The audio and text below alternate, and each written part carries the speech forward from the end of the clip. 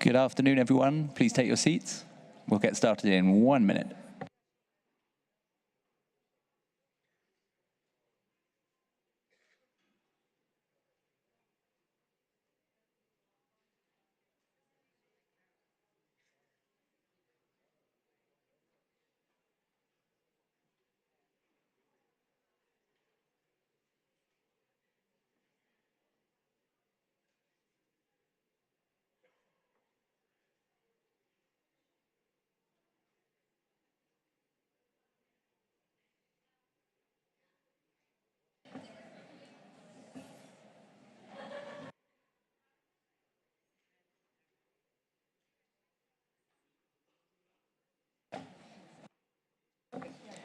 Thank you, everyone. Good afternoon. I hope you all had good lunch breaks and are full of energy, ready to make fast progress through the remainder of the afternoon. So thank you for a constructive conversation this morning. That was very helpful. I have some thoughts about ways that we can continue moving quickly through the rest of the material. We will come to those in a moment.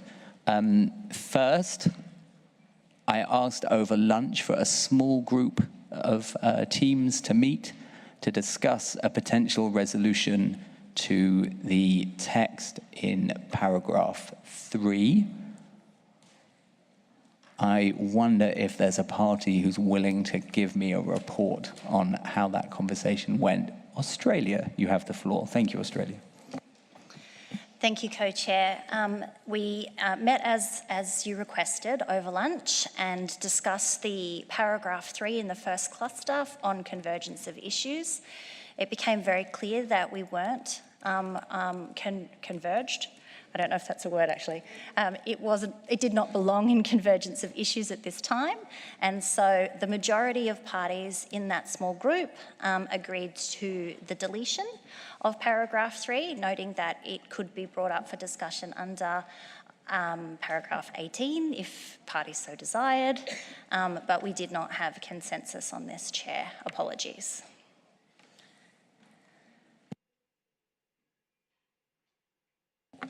Thank you, Australia, for volunteering to provide the bad news. That's very helpful. I'm very, very grateful for the hard work, for parties sacrificing some of their break, I understand. And if it's an area in which we currently don't have convergence, then it's an area where under paragraph 18, we can agree to do some more work. And that's what we shall do. Is there any objection at this point to deleting paragraph 3 from the text as it stands?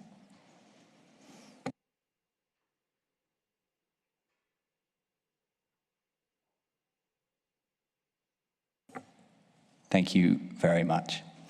So we shall return to our deliberations on cluster B. We had an initial exchange where we gathered quite a lot of information from you all. That was very welcome and very helpful. I wondered if I could try and sum up a few points so that we could move through quite quickly. So on paragraph 21, we heard quite a few interventions asking that we make more a better linkage in this text to the objectives of the convention, a linkage to biodiversity, use of the word biodiversity, biodiversity-related sustainable development goals. We will capture some wording for you overnight. Does anyone have anything additional on paragraph 21? Is there anything else that we need to do on paragraph 21? Norway, you have the floor. Thank you, Chair. Do you now continue the list that was built before lunch? I'm not going to. If I can beg your indulgence, I'm just trying to wrap up a couple of things, okay, and then I'll come to my list. But I'm keen that we don't repeat things that we've already covered. So exactly. So I just press the button to get on the list if it's. Yeah. Thanks. We have a photo of the list from before lunch, Norway, so we can come to you shortly. It's very well organized here. So paragraph 21, anything additional on paragraph 21 other than making a better reference to biodiversity? I see Togo requesting the floor.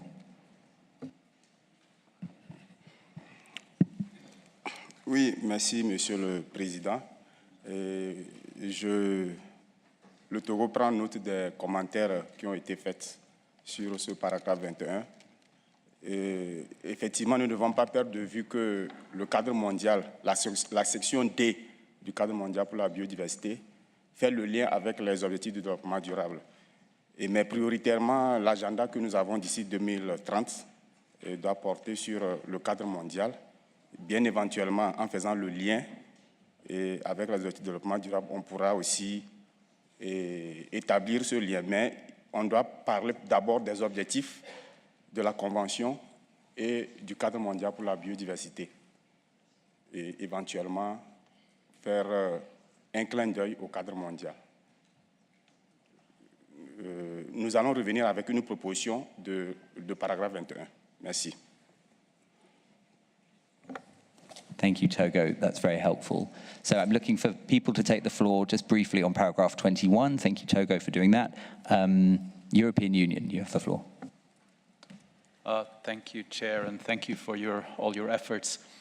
I'm just a little bit worried because we're trying to restate the obvious. I mean, what else are we doing then working on the priorities of the convention and on the GBF? I think paragraph 21 actually has a specific meaning, and it actually sort of refers to other, and I think there was a proposal to say biodiversity-related priorities, including, for example, relevant sustainable development goals.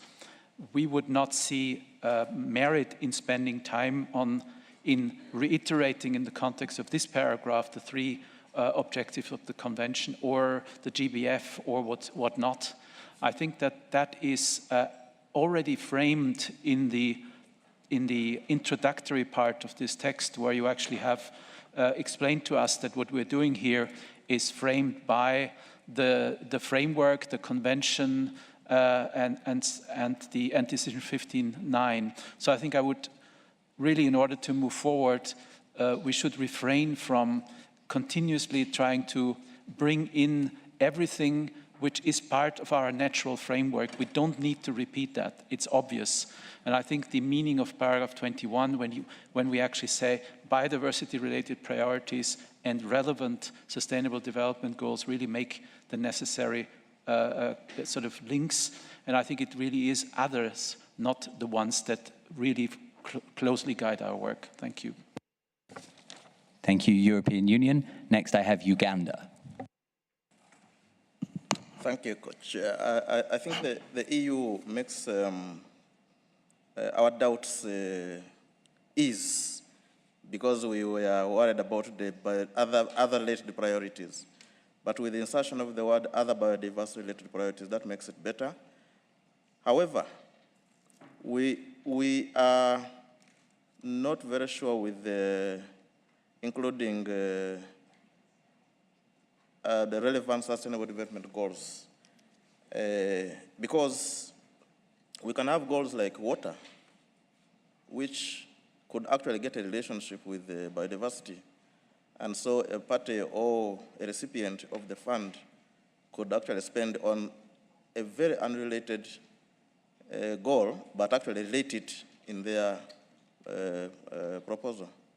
So I think we just need to be very careful about the sustainable development goals, because all of them actually can relate to biodiversity if you want to relate them to. Thank you, Chair.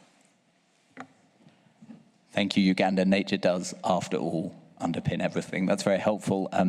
Togo, you have the floor. Oui, merci, Monsieur le Président. Et comme je l'ai dit, en fait, pour moi, ce paragraphe essaie de reprendre la section D du cadre mondial pour la biodiversité. Et donc, on pourrait parler des objectifs connexes et des priorités connexes aux objectifs de la Convention et du cadre mondial pour la biodiversité, y compris pour l'atteinte des cibles pertinentes des ODD.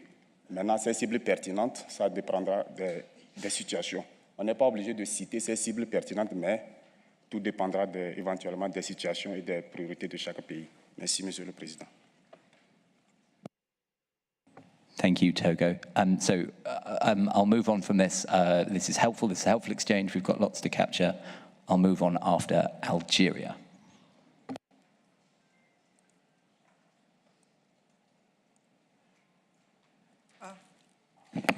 Sorry, thank you, Monsieur Co-Chair.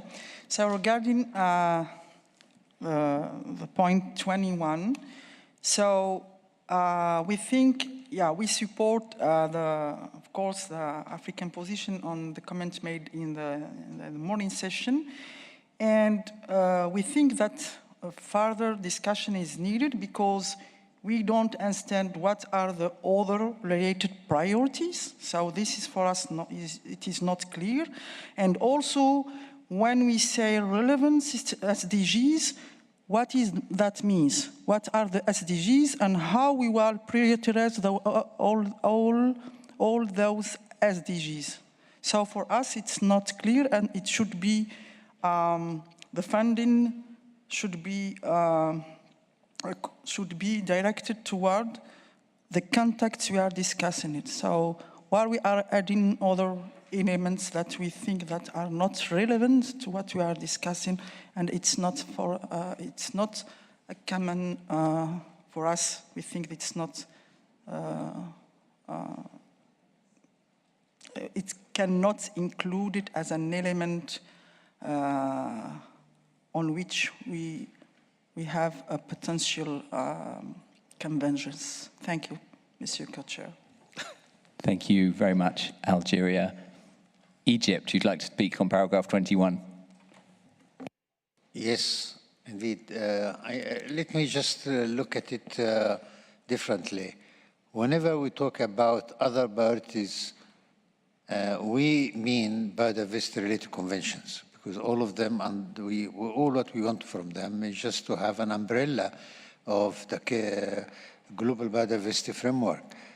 But when it comes to the SDGs, it is very broad, because it is not only 14 and 15 goals.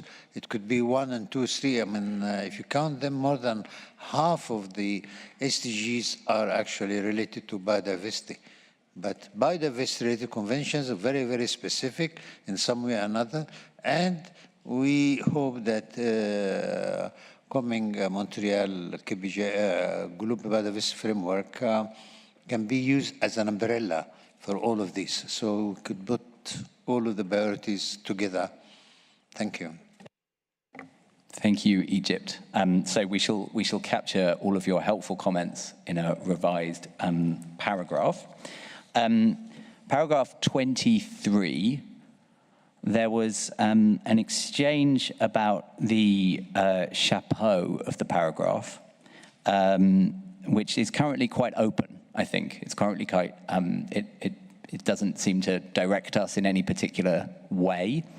There was a suggestion from Canada, who I'm going to come to, that the beginning of paragraph 23 should be replaced to needs-based funding, needs-based, effectively saying that, you know, funding allocations should be made on the basis of need according to a certain criteria. There was some pushback against that.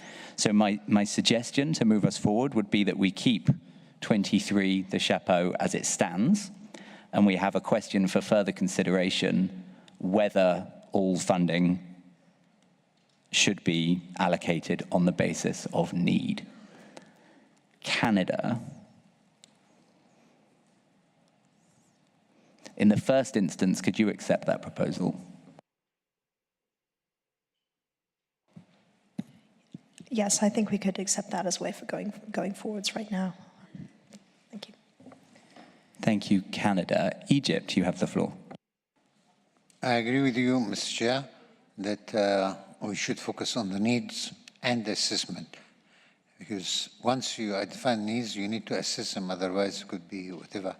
And this is very good. On the other hand, in 23B, I have asked several times for any clarification on what does it mean level of development of the country. I would appreciate if it's possible someone can respond to that. Thank you. Thank you, Egypt. So that was indeed my next question. Egypt had requested some clarification on the wording in 23B. Is anyone able to provide clarification or a suggested alternative? If not, I'll suggest that we move it to an area for further discussion and consideration. Morocco, you have the floor.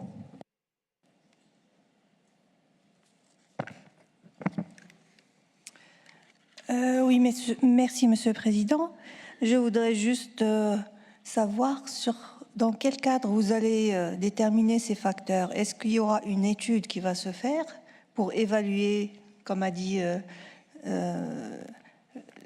Monsieur l'Égyptien qui vient de parler, est-ce qu'il y aura une étude fondée sur des critères pour déterminer ce genre de financement, en tenant compte? Est-ce qu'il y aura une étude qui va se faire? Merci.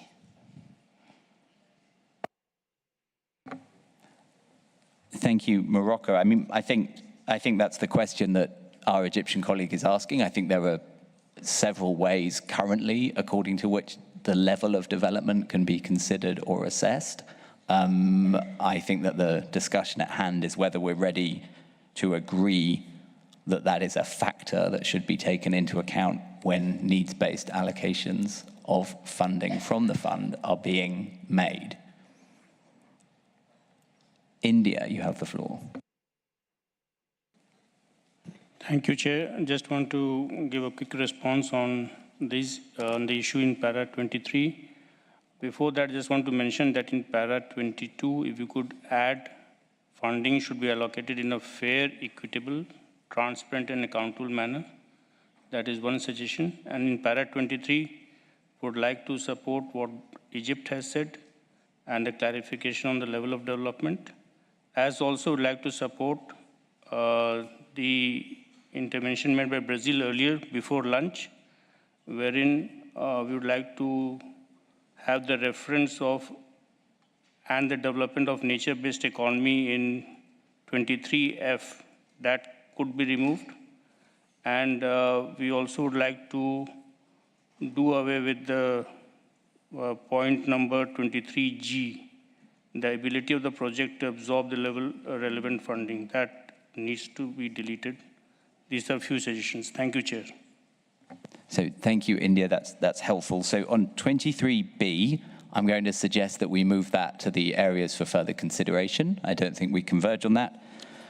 On 23G, the ability of the project to absorb the relevant funding. We discussed this last night. We've discussed it again today. I don't think we converge.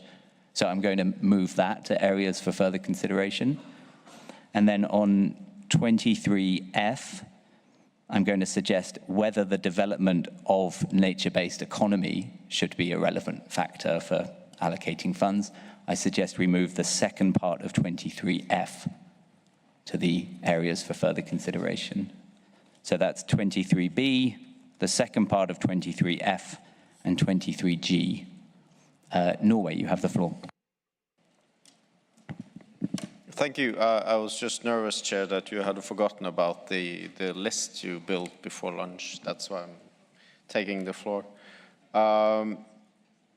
So regarding 20, which Brazil suggested to not delete, in particular in developing countries, we would like to, if it's not deleted, we would actually like to add LDCs and SIDS. So add in particular LDCs and SIDS. We agree with the emphasis on capabilities and needs, in particular challenges in LDCs and SIDS with invaluable and irreplaceable biodiversity. And regarding the term mega-diverse, that's a phrase that is not used in the Convention on Biological Diversity, so that would be outside the remits of the CBD, which is sort of the frame we're working within. And as with Australia in 21, we would like to link back to biodiversity there regarding 23G. The ability of the project to absorb the relevant funding. We agree that there's no convergence in that and that it could be moved down for elements needed for further discussion. Just to note one thing, that the rationale behind our proposal here, behind the absorption, is that we don't want money to be standing into a bank account, right?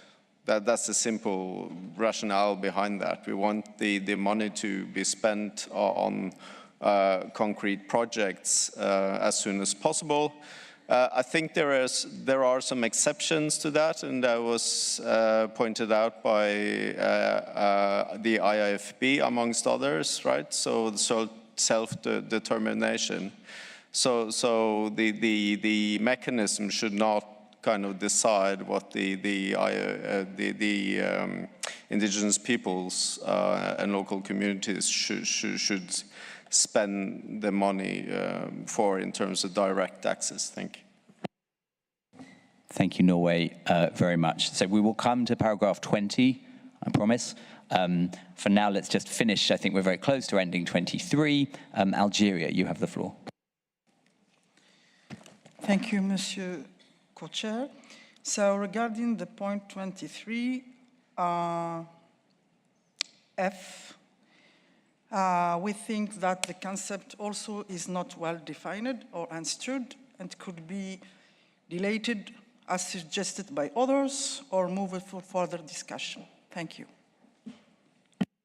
Thank you very much. I think that raises a good suggestion. Does anyone object to the deletion of the second part of 23F, the development of the nature-based economy? Does anyone object to the deletion of that?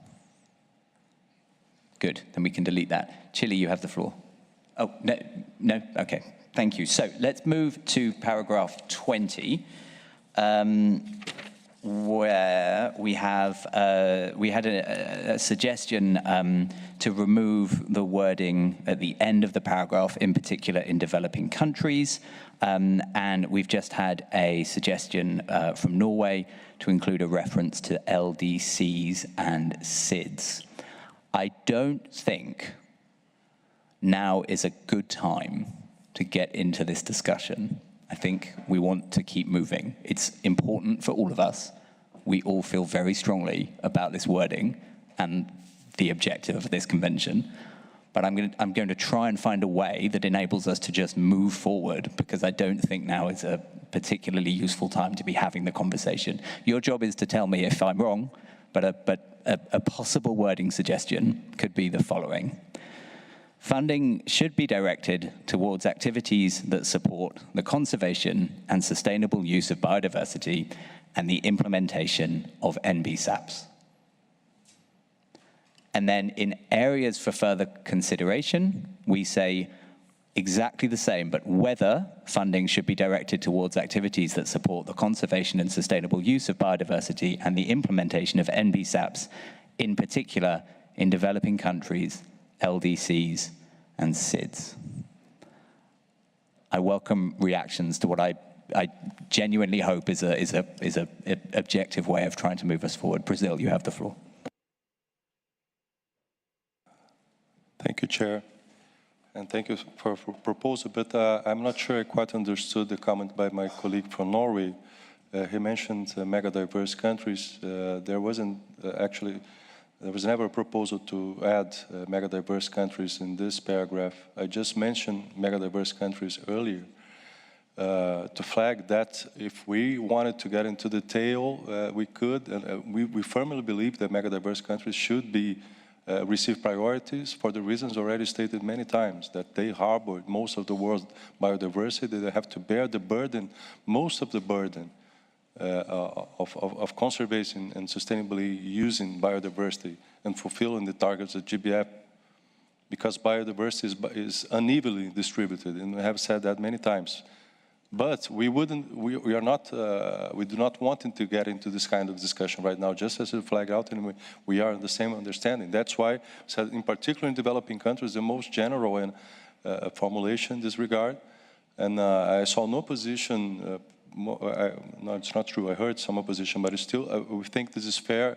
It's fair to leave the paragraph as it stands, without trying to qualification, because otherwise we can get into a fight, or whether we're gonna get into a discussion trying to decide now which countries should receive funding, and I think we're not gonna do that. But I think it's only fair that says the living dimension, to particularly in developing countries. Because, I mean, we're not getting to the detail if it's lesser developing countries, if it's mega diverse countries, small island developing. We're not qualifying, just saying developing countries. And I hope there is general agreement from this plenary that most of the challenges faced in the conservation, sustainable use of biodiversity are faced by developing countries. I mean, this is it's just common sense for us, and a fact that's hard to dispute, that has been documented over and over and over by IPBES and many other international instruments. So I really struggle to understand why it's so hard to accept a mention that priority should be given to developing countries in particular. Thank you. Thank you, Brazil. Next on my list is Egypt. Thank you, Mr. Chair. I think we shouldn't spend time on that, because this is the language that Secretariat will do normally. Whenever we use developing countries, we always say least developed countries and say some whatever. So we shouldn't, just leave it up to the Secretariat to follow up on that, because this is a standard. Thank you. Thank you very much, Egypt. That's very helpful. Let's take a few more on the list. Jordan.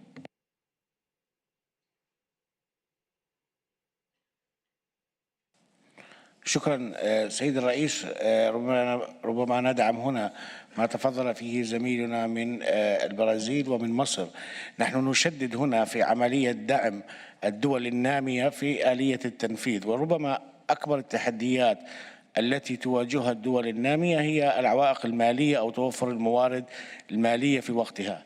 وكما سبق وقد ناقشنا ذلك كثيرا في العديد من الوثائق الصادرة حول إضافة الدول الصغيرة والتي تمر باقتصاداتها بظروف استثنائية وإلى آخره، كان هنالك الاعتماد في العديد من الوثائق باستخدام مصطلح الدول النامية كمصطلح عام لكافة الدول. وأتوقع لقد أشبعنا هذا الأمر دراسة ونقاشا، وكان هنالك العديد من الوثائق صدرت باستخدام كلمة الدول النامية كتعبير عن جميع الأطراف التي تحتاج إلى مثل هذا التمويل. فأجد أن وجودها هنا يدعم ما ورد في الارتيكل المادة 20، ويدعم الهدف 19 من الإطار العالمي، كما يدعم الالتزامات الخاصة من الدول المتقدمة للدول النامية. شكرا جزيلا.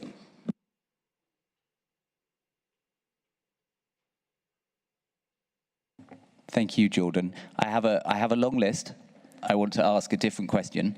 Does anyone support the deletion of "in particular" in developing countries? Who supports the deletion of "in particular" in developing countries? Switzerland, please take the floor.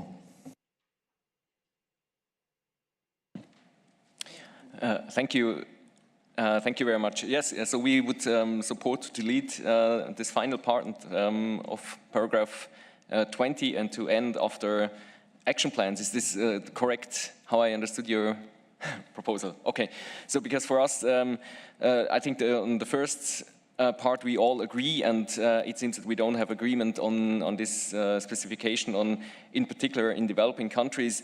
And we also see that this would somehow contradict with, or could be somehow a contradiction with paragraph 23, because in paragraph 23 we already set out the various factors that could be used to determine the level of funding allocated, and I think this is much more related to this, and therefore we would like to delete this specification. Thank you. Thank you, Switzerland. I see Zimbabwe. Okay, thank you very much. I don't see any reason why people should be so worried about deleting the phrase, in particular in developing countries. It's already written in a compromise format, but it says in particular, which means it doesn't close out anybody. It simply places a great emphasis on developing countries and when it comes to channeling of funds towards biodiversity conservation. So it's already a compromise statement, but it says in particular developing countries. Everyone is involved, but the particular emphasis is on developing countries. So I think it's fair enough, it's compromise enough. Thank you, Chair. Thank you, Zimbabwe. I'll take Uganda. Thank you, Co-Chair. I think that we need to maintain that language that still includes, in particular, in developing countries. And this is the language that the Convention also uses. And as Zimbabwe says, it does not lock out anybody. And for us, we're actually very, very particular with the retention of that statement. So we support Brazil in saying that we will actually insist that that statement is retained. Thank you, Chair. Thank you, Uganda. Does anyone else support the deletion of "in particular" in developing countries? We've heard from Switzerland. Does anyone else support Canada? Could you take the floor? Yeah, we feel that the particular issue of developing countries is actually amply covered in the categories under 23, and that what we're really talking about is needs-based, and so that was why we had suggested putting that in the chapeau for 23, and then the specific issue of how the funding should be directed towards activities that support conservation, sustainable use, and NBSAP implementation. That's a separate point. And yes, there are specific needs that are faced more by some countries than others, but that's covered in 23 under that idea of needs. Thanks. Thank you, Canada. So I made a proposal which was effectively to state that funding should be directed towards conservation, sustainable use, and NBSAPs. And then it was to ask whether funding should be directed towards conservation, sustainable use, and the implementation of NBSAPs, in particular in developing countries, LDCs and SIDS. Switzerland and Canada, would that compromise be acceptable to you?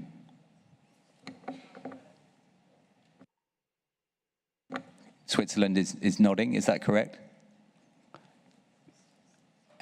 Canada can compromise there. Can I ask Brazil to take the floor? Thank you. Thank you, Chair. As I tried to make clear earlier, but maybe I wasn't clear enough, the reference to developing countries is already a compromise. We are not getting to details of which developing countries are to be given priority. We stated clearly that we have a preference for that, and we are opening.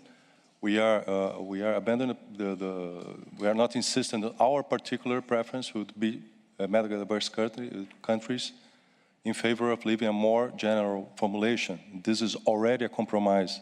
That's the third time I'm saying that. No? So I would please ask the parties who are objecting to reconsider that. There are a number of references in the GBF in this particular regard, like in paragraph 15, in paragraph 18, that mention especially developing country parties. It's a very widely, very general formulation, and I will kindly ask parties to refrain on insisting and getting to detail in this regard. I think that's, we had heard numerous parties supporting this proposal, parties from several different regions, not only Latin America, not only mega diverse countries, but all developing countries. So this is a very important point to all developing countries, and so we would please ask the parties to reconsider. Thank you.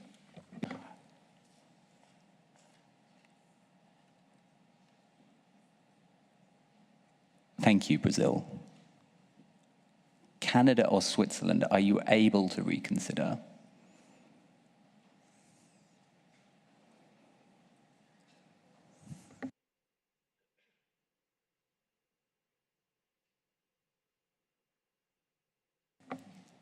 Switzerland, you have the floor.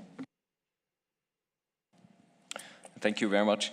So for us, just the discussion that we are having right now somehow shows very clearly that we don't have convergence on this particular point. And so we thought like it would be a good suggestion, or it was a good suggestion that you made, co-chair, that we just put this under the issues for further discussion. I think that's the way we are proceeding here in this paper. And so we would like to go along with your suggestion. Thank you. Thank you, Switzerland. So I'm keen to move on. We've got lots to cover. I would like to propose that Switzerland and Canada do some homework, which would involve combining paragraphs 20 and 23, and to test that with some of the parties who have spoken about the importance of the phrase in developing countries, in particular in developing countries. To link.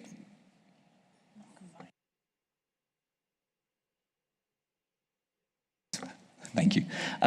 So a format of wording that combines paragraphs 20 and 23 or links them, and then to test that with some of the other parties. Ideally, we could do that while the rest of the plenary continues, and we can come back to it at the end of the discussion. But if not, we'll seek an update from you a little later in the contact group. Thank you very much. So I have a few speakers on my list. I'd like to move on to cluster C, but I'd like very quickly any last reflections on cluster B, which we haven't yet heard. There's no need to repeat material that we've already heard. Please don't repeat things we've already discussed. Quick reflections on new points, and then we'll move to cluster C. Thank you. Colombia, you have the floor. Thank you, Co-Chair. Well, I'm going to try to be brief. I wanted to express my support for my colleague from Brazil, also for my colleague from Egypt. I don't think if the discussion of the developing countries is unnecessary at this moment. We should, again, move on. I think that there are a few things that we feel that should be included into the discussion, especially in point 23A, including, the indigenous people, local communities, and also women. I don't know if this is the point, this is the place to discuss it, but we would like to share that concern that we'll see this as an ecosystem. Where is biodiversity located? What are the hotspots of where biodiversity needs more support to improve those conditions? If you graph that, you will see that it's located with developing countries. So that's one of the many reasons why we consider that it's important to keep that point. But again, that is something that can be discussed later. Thank you. Thank you, Colombia. I see Norway, then Japan. Norway. Thank you, Mr. Chair. It was just a point that I haven't seen many Pacific SIDs here. And I think it's usually their position to have a reference to Pacific SIDS. It's just because, you know, I think it should be a matter for further consideration, because otherwise I'm afraid it will, you know, we think we might have a consensus on the formulation, then later it will come up again. It's just that point. Thank you. Thank you, Norway. Japan, then Egypt. Thank you, Mr. Co-Chair. There seems to have been a reporting from Australia on the issue of paragraph 3, cluster A. We have some comment on this. Is this allowed to say it? Can I finish the round of interventions on cluster B and then come back to you, Japan? Thank you very much, with your indulgence. Egypt and then Morocco. Thank you, Mr. Chair. Are we in C or in B? B, finishing B. Well, as I said before, we support the statement given by Brazil because it's very, very clear. But as I said, Secretariat can help, can provide some guidance. Whenever we mention developing countries, we continue on this development. You know, be sure that we get guidance from Secretariat for that. Thank you. Thank you very much, Egypt. I see Morocco and then the Maldives. Morocco. Merci encore, Monsieur le Président. Moi, je suis en train de revoir comment ça a été rédigé, ces sections. Vous avez parlé des numéro 19, paragraphe 19, les priorités stratégiques et les critères de décaissement du fonds devraient être établis par une décision de la conférence des parties. Après, au niveau du paragraphe 22, vous parlez d'un financement devrait être affecté de manière transparente et responsable. Et au 23, vous parlez divers facteurs pourraient être utilisés. C'est pour ça que tout à l'heure j'ai parlé, est-ce qu'il y aura une étude précise avec une grille de classement, de priorité pour affecter ces fonds, pour l'affectation de ces fonds, pour le décaissement. Il faudrait que ça soit d'une manière plus claire pour ne pas tomber dans que ça soit d'une manière vraiment personnelle, comment vous voyez les pays en développement. Il faudrait peut-être établir une grille claire et transparente. Du moment que vous parlez d'un financement qui va être affecté de manière transparente et responsable, pour éviter ce genre de discussion récurrente. Voilà, merci.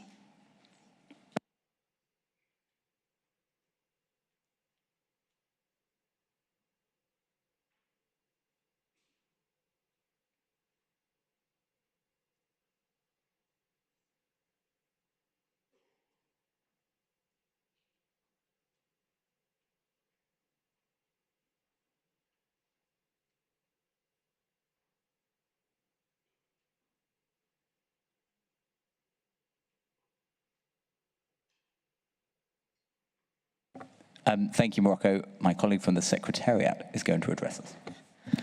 Merci, le Maroc. Je vais m'exprimer en français. Il semble qu'il y ait une erreur de traduction dans la version française du CRP. Et en paragraphe 19, il dit que les priorités stratégiques et les critères de décaissement du fonds devaient être établis par une décision de la COP. Dans la version en anglais, les priorités sont établies par la COP.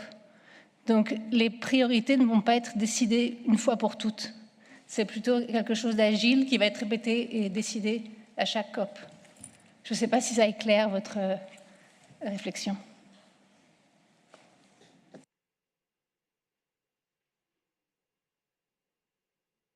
Morocco, you have the floor.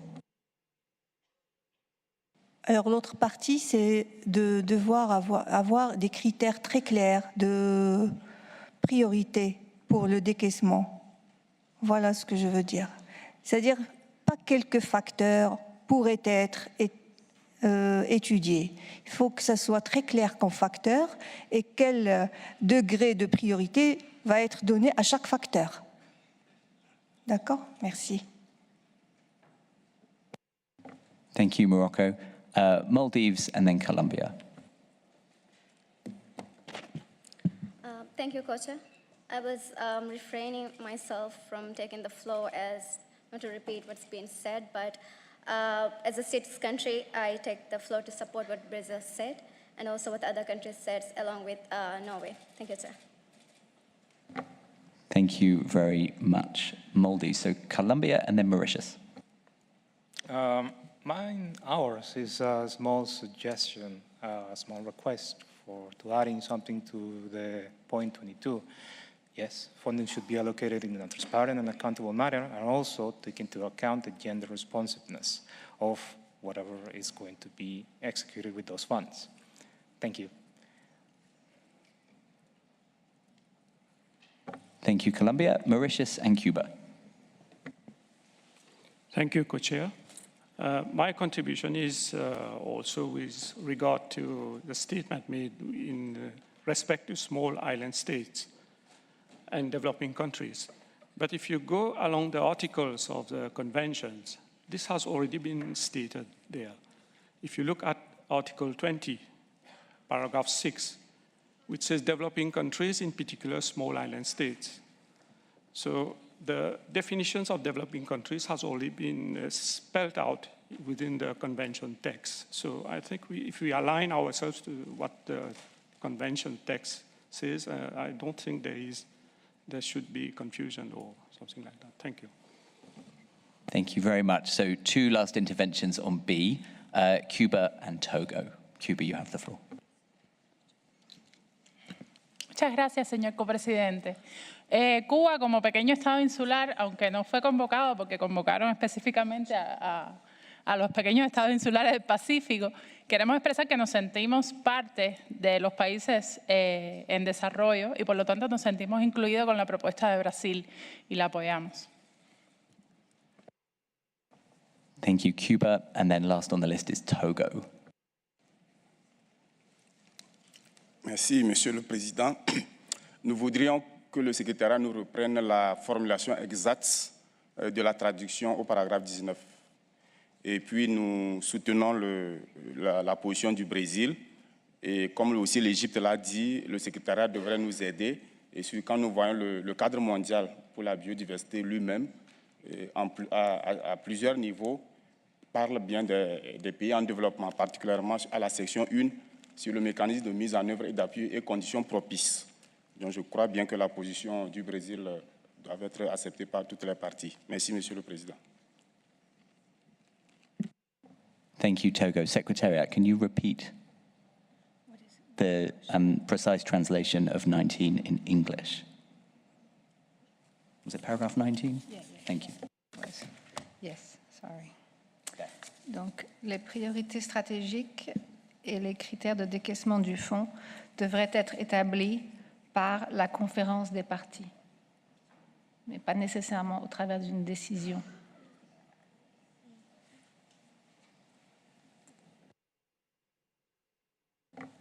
Thank you very much. I see other parties waiting to take the floor. I'm very, very keen that we move on to Cluster C. I did promise that Japan could come back to speak to the issue in paragraph 3, so I'd like to turn to Japan so that we can cover that now. Japan, you have the floor. Thank you, Mr. Co-Chair, for giving us this time. On paragraph 3, cluster A, we took part in this lunchtime session, and we had a strange feeling that parties seem to have different understanding on the same issue. It is regrettable that some parties do not correctly understand the legal status of COP decisions. We hope these misunderstandings are reconciled in future discussions, which we are happy to engage. Thank you very much. Thank you, Japan. Your point is well noted. I'm going to give the microphone to my co-chair, who's going to lead us in a discussion of Cluster C. Thank you.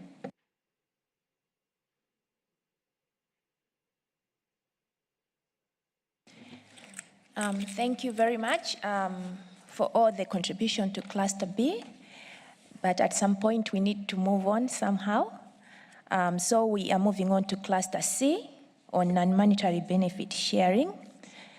When you look at Cluster C, a lot of elements have been proposed as possible areas for convergence, And this was the feeling that was in the room during the contact groups. And we only have, at the moment, 2 areas that elements on which we might need further discussion. So I'm hoping that we will not elongate the list on elements that need further discussion, and that at least maybe this would be one of those clusters where we would maintain having a lot of convergence. So I'll start with paragraph 28, and maybe considering that most of those elements are already presented as potential areas for convergence in a broader sense, and we wouldn't want to maybe complicate the paragraphs and leave it as broad as possible. If you would take the floor maybe just to identify those areas that you feel do not belong in this section for convergence, and maybe leave those that already you feel that they are areas of convergence, unless maybe you want to improve some language or so forth. So I'll start with paragraph 28. If you can identify those areas that you feel should be moved to the other section. Otherwise, it's okay to say that we agree that these areas should be areas of convergence, and then we can move very fast. So on my list, I'll start with the parties. I have Egypt, Algeria, then Philippines. Egypt, you have the floor. Thank you, Madam Chair.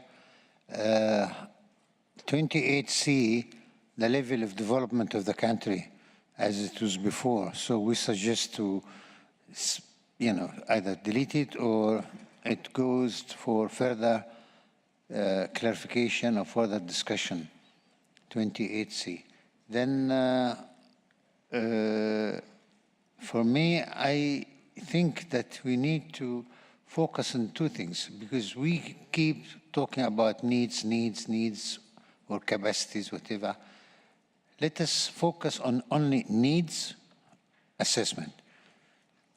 And then we go straight to all of relevant ones, rather than to have for every individual one, because you still need at the institutional level, for example. So, and the same thing for others as well. Thank you. Thank you, Egypt. I give the floor now to Algeria.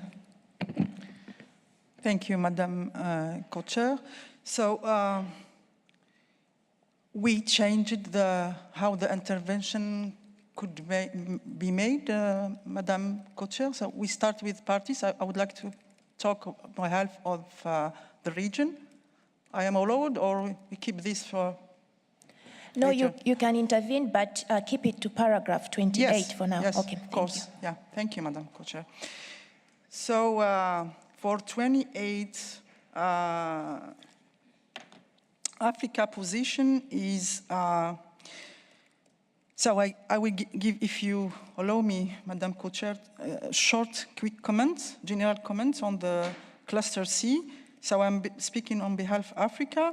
So Africa has observed that the most of her views were captured in this cluster.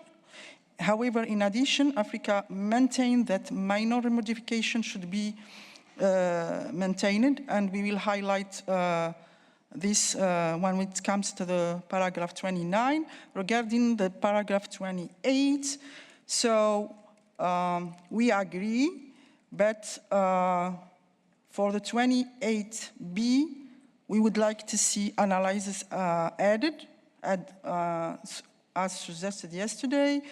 And also the 28C, this needs further clarification, and we suggest that it will be moved to the element that need further discussion. Also, as mentioned by Egypt, we suggest to remove capacity and focus more on needs. Thank you, Madam Co-Chair. Thank you, Algeria.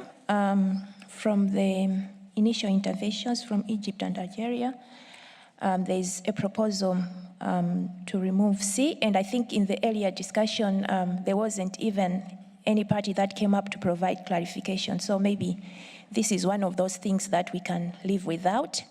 So is there any objection to deleting C? I see none, so I think we can delete this. And then the other intervention from Algeria is to include analysis, all right. So we'll move to Philippines, then Cote d'Ivoire. Yes, for 28, we echo Algeria on the assessment, and then also perhaps maybe for F, a little bit of distinction on the institutions, including academic or research institutions. And then lastly, for letter D, I think I heard the word self-identified needs of indigenous peoples, so perhaps that could be added as well. Thank you. Thank you. I now give the floor to Côte d'Ivoire, followed by Colombia. Merci, Madame la Présidente. Mon intervention va porter sur le D, le E et puis le F.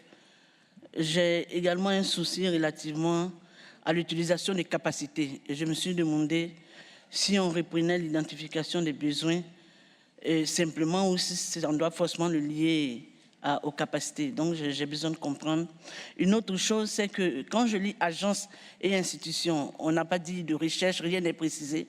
Je me demande si ce ne sont pas des agences et institutions de recherche. Peut-être qu'on a besoin de plus d'explications. Et si c'est le cas, en ce moment-là, je trouve que le F doit pouvoir s'inscrire dans les capacités des pays, enfin les capacités que les pays, les parties vont pouvoir identifier. Parce que pour moi, j'estime que ce n'est pas en dehors. Quand un pays doit identifier ses capacités, il prend en compte toutes les structures et toutes les parties prenantes. Et enfin, le E, je me souviens que le groupe africain avait demandé qu'est-ce qu'on entend par partie prenante. Et on n'a pas eu de réponse. Et ça revient encore les besoins des parties prenantes. Et si on peut mieux me faire comprendre de qui il s'agit ici, pour qu'on voit comment est-ce qu'on adresse l'identification de ces besoins-là. Merci. Thank you, Côte d'Ivoire. I now have Colombia, followed by Canada. Colombia. Thank you, Madam Co-Chair. We had a small adjustment that we wanted to make to the 28A. The language, the need for capacity building and development, and technical and scientific cooperation for the purposes of conservation and sustainable use. That could be an addition to clarify a little bit better. We also share some of the concerns regarding the definitions of stakeholders and the needs of indigenous people and local communities, who are really the stakeholders. Are we talking about governments, IPLCs, or who's really involved and who really would benefit from it? Thank you. Thank you. I now give the floor to Canada. Thank you. Thank you, Madam Chair. Canada, happy to support Philippines on 28D about the self-identified needs of Indigenous peoples and local communities, and that we'd also like to reflect that our support for Brazil, saying something very similar on 23A. So that's back in the previous bit, but we're very happy to support self-identified needs of IPLCs. Thank you. Thank you, Canada. I don't see any more requests for the floor, and I haven't heard any party saying they don't agree that these are areas of convergence, apart from the very few suggestions to improve the text. So we take it that all these areas, apart from the C that we deleted, are considered as areas of convergence with those small improvements that were made. So this is good, at least something to be happy about. Then we can go to paragraph 29. So I think we can take the same approach, comment if we feel that one of the subparagraphs is not an area of convergence, or it's an area of convergence, but we just want to have these additions. I think that will also be welcome. So I see Japan, Chile, then Algeria. Japan. Thank you, Madam Chair. On paragraph 28E, we have a comment. I think we should, the capacity needs of stakeholders, it is not enough. We suggest to add, after stakeholders, implementing biodiversity conservation activities, there were views to clarify stakeholders in this context at contact group. We interpret stakeholders as those who implement biodiversity conservation activities. So for the sake of accuracy, we propose this.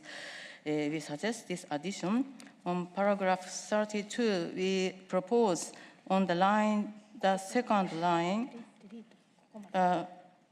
we would like to delete, take into account lessons learned from those experiences. It is not quite clear lessons learned, what we learned from what. So we suggest deletion of take into account lessons learned from those experiences. Then after that, on the second line, paragraph 32, we propose to add research outcomes rather than project. On the line 3, again, we propose research outcomes rather than projects, because we are sure that licensing fees are categorized as monetary benefit in our protocol. For this reason, we propose this addition on paragraph 32. On paragraph 34, if other parties agree, we propose the deletion of this paragraph 34. This is the mandate of Substar. If other parties agree, because this is not our mandate, to be precise. Thank you very much. Thank you, Japan, for those contributions. I now give the floor to Chile, followed by Algeria. Gracias, Cocher. Quisiera clarificación respecto al párrafo 28. Según habíamos entendido, se iban a borrar el 28C y el 28E. Quisiera confirmación de eso, por favor.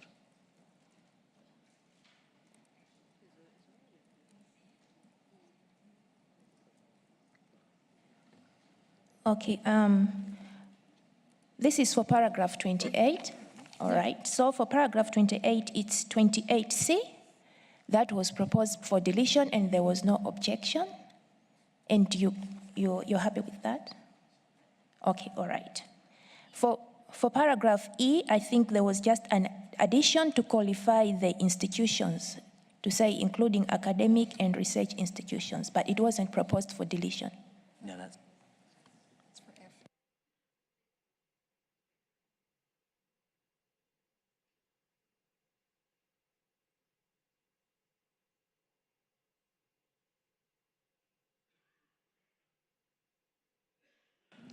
Okay, so Chile, maybe if you could come again on paragraph 28E.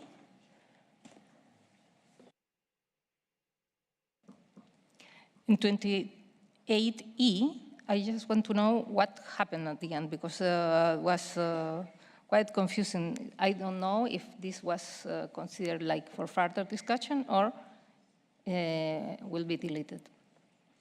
I understood will be deleted, but just want to confirm that. I think there were other parties that wanted to qualify the capacity, gaps, and needs. And there was a proposal by Japan to include capacity needs of stakeholders implementing biodiversity activities. So it wasn't proposed for deletion unless there was a party that did and they would want to raise it now. But there were those proposals. Okay.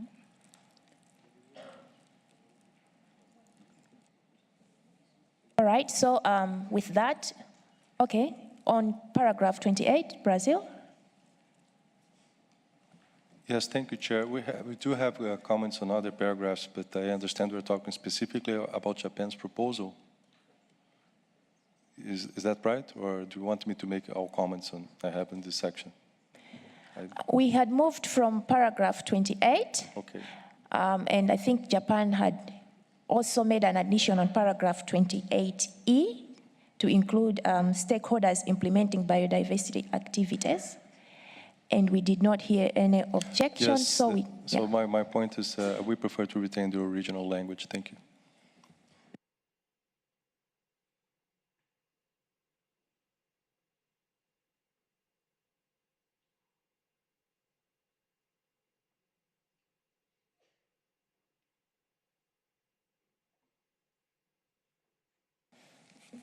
All right, thank you, Brazil. I think for now we'll just pack it as an area where we have like two options, and therefore E could be moved down as an area where we do not yet have convergence. We feel that it's something that we can look at later on. So now we can continue with paragraph 29. I have Algeria followed by Egypt.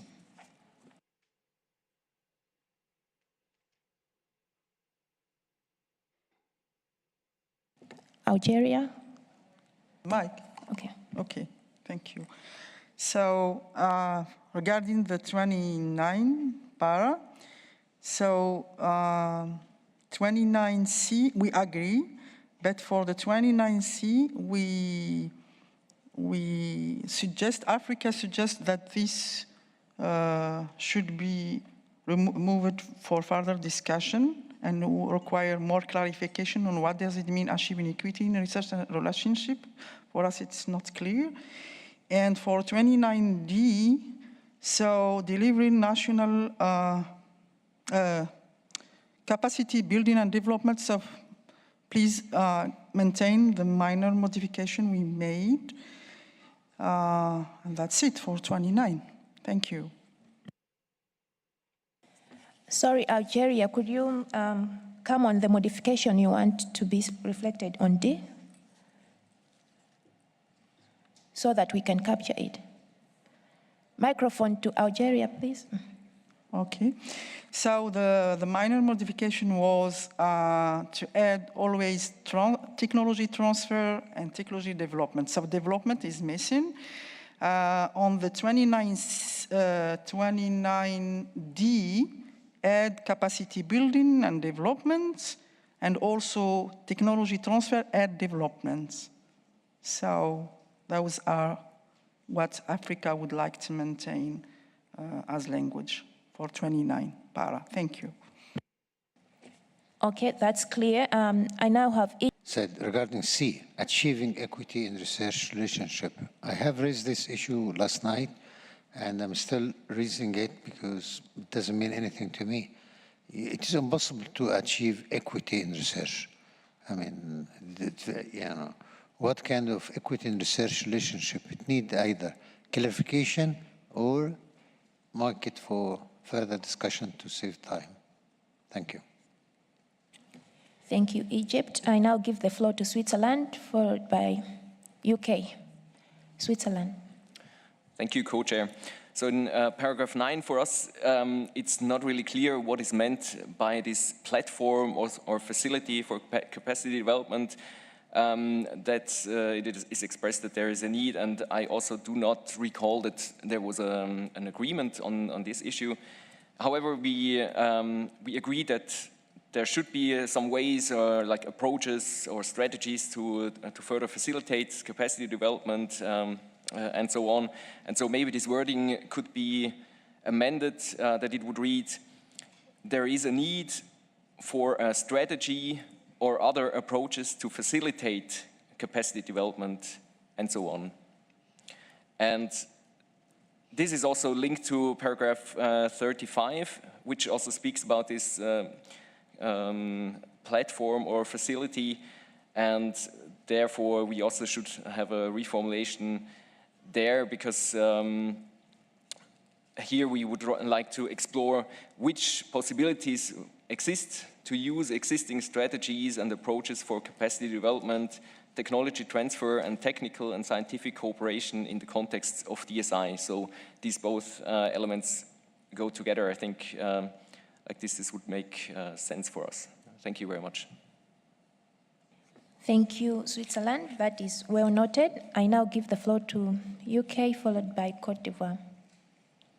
Thank you, Madam Co-Chair. I agree with Switzerland about the need to pull paragraph 29 and 35 together on the point of facility for capacity development. And I have some comments on 35, but I'll come back to them. On 29, there's still missing a reference to sustainably using biodiversity. I think that can be quite easily addressed in 29A by it reading as follows: improving the ability to manage and conserve biodiversity, comma, and sustainably use it.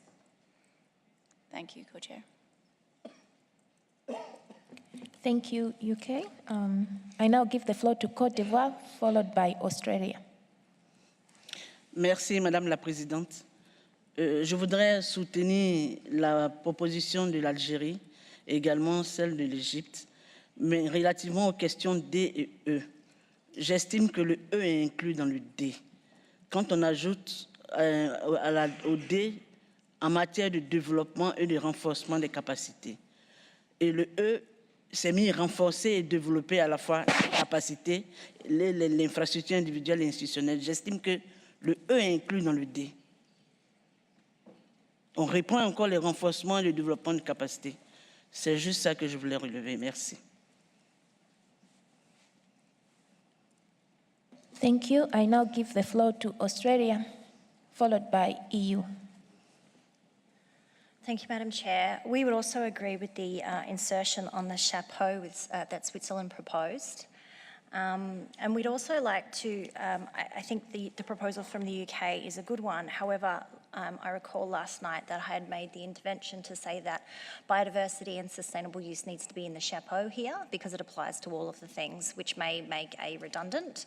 Otherwise, we'd need to see for biodiversity, conservation and sustainable use added to points B, D and E independently, and we think that this is probably too many words, and so adding it to the chapeau in some form just relates it back to the reason why we're building all of this capacity. Thank you very much, Chair. Thank you, Australia.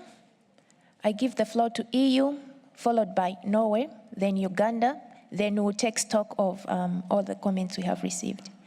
EU. Thank you very much. I agree with Switzerland that there is, when you read paragraphs 29, 30 and 35, there can be some confusion, but in the end, for us, there is a logical follow through because there is a need, and I think the Swiss proposal is a good one for a coherent strategy or for a coherent program with the high-level goals that I mentioned. And then paragraph 30 is a complement to that says that this work, that we will probably need to change that, this work on capacity building and so on should take place within the existing relevant convention frameworks. And then paragraph 35 logically says that we will discuss how we will actually use these existing frameworks in that regard. So our proposal would be to follow up from the Swiss proposal is to change the beginning of paragraph 29 in the sense of there's a need for a coherent strategy for capacity developing, technology transfer and technical and scientific cooperation with the high-level goals of. Then to say this in paragraph 30, this work to facilitate and so on and so forth should take place within existing relevant convention frameworks, and to, in paragraph 35, it says the potential modalities for the implementation of the strategy mentioned in paragraph 29 should be discussed, should be further discussed. So I think that means we have the possibility to discuss how we're going to organize that work. And I think that that should then sort of be logical, how it's actually embedded in the work of existing convention structures. Thank you. Thank you, EU, for those proposals. I now give the floor to Norway, followed by Uganda, and then Colombia, and then we'll take stock before we move to the other countries. Norway. Thank you, Madam Chair. Just on 29, the need for a platform or facility for capacity development. We also think there's definitely need for capacity development and tech transfer and cooperation, but we, similar to Switzerland, the EU, we're not sure if we need a specific body to do that, but rather rely on existing frameworks. But we see that there's probably no consensus on this because some has suggested a platform or facility, so this could be a matter for further discussion. Thank you. Thank you, Norway. Give the floor to Uganda. Thank you, Co-Chair. we welcome the amendment made by Switzerland, and we think it would be a good way to go to replace platform or facility with the strategy. And also, we want to welcome the amendments that have been made by Australia and the EU. I think we would support those amendments. Thank you, Co-Chair. Thank you. Colombia. Madam Co-Chair, in regards to paragraph 29, I think that some of the terms that are shown there could benefit from a little bit of context, and that context can be given in the, well, thinking about or talking about capacity development, which is, we think, like an umbrella term. So things like equity and resource relationship on its own doesn't tell you much, but when you think about it in regards to equity between laboratories, transfer of technology, access to technology, improving that, establishing mechanisms and other cooperation mechanisms between laboratories and between other organisms that could give more context to some of the terms. So it was just a small suggestion to maybe, mixing them up to give a more clear definition of what capacity development really is and what really implies. Thank you. Thank you, Colombia. I do have 3 more parties on the list, but I just wanted us to take stock. Starting with the chapeau for paragraph 29, there was a proposal by Switzerland, which has received a lot of support to improve paragraph 29. And I just want to check in the room if it's generally agreeable. And it was improved by a proposal from the EU. So maybe I'll just ask the Secretariat if you could read the proposal on paragraph 29 as it was proposed by Switzerland and improved by EU, which gained a lot of support so that we can see how to move.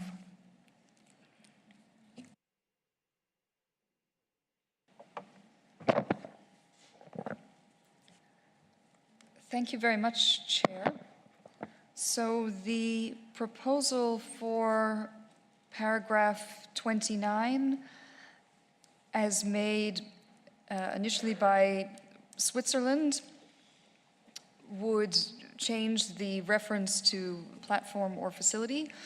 So as I understood their text, it would read, there is a need for a strategy or other approaches for capacity development, technology transfer, and technical and scientific cooperation with the high-level goals of. My understanding was that the EU proposal was perhaps not to include the reference to other approaches in that phrase, but I think it's more or less the same thing. Thank you. Okay, thank you. I have noted the list, but I just wanted to see if there is any objection to the Swiss proposal on improving the chapeau. Egypt. Thank you, Madam Chair.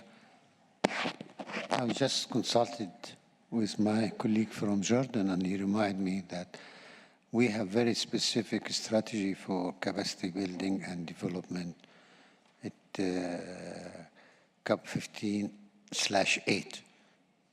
So there is a strategy already existing for the technology transfer, for everything that you may think about. So why you need that?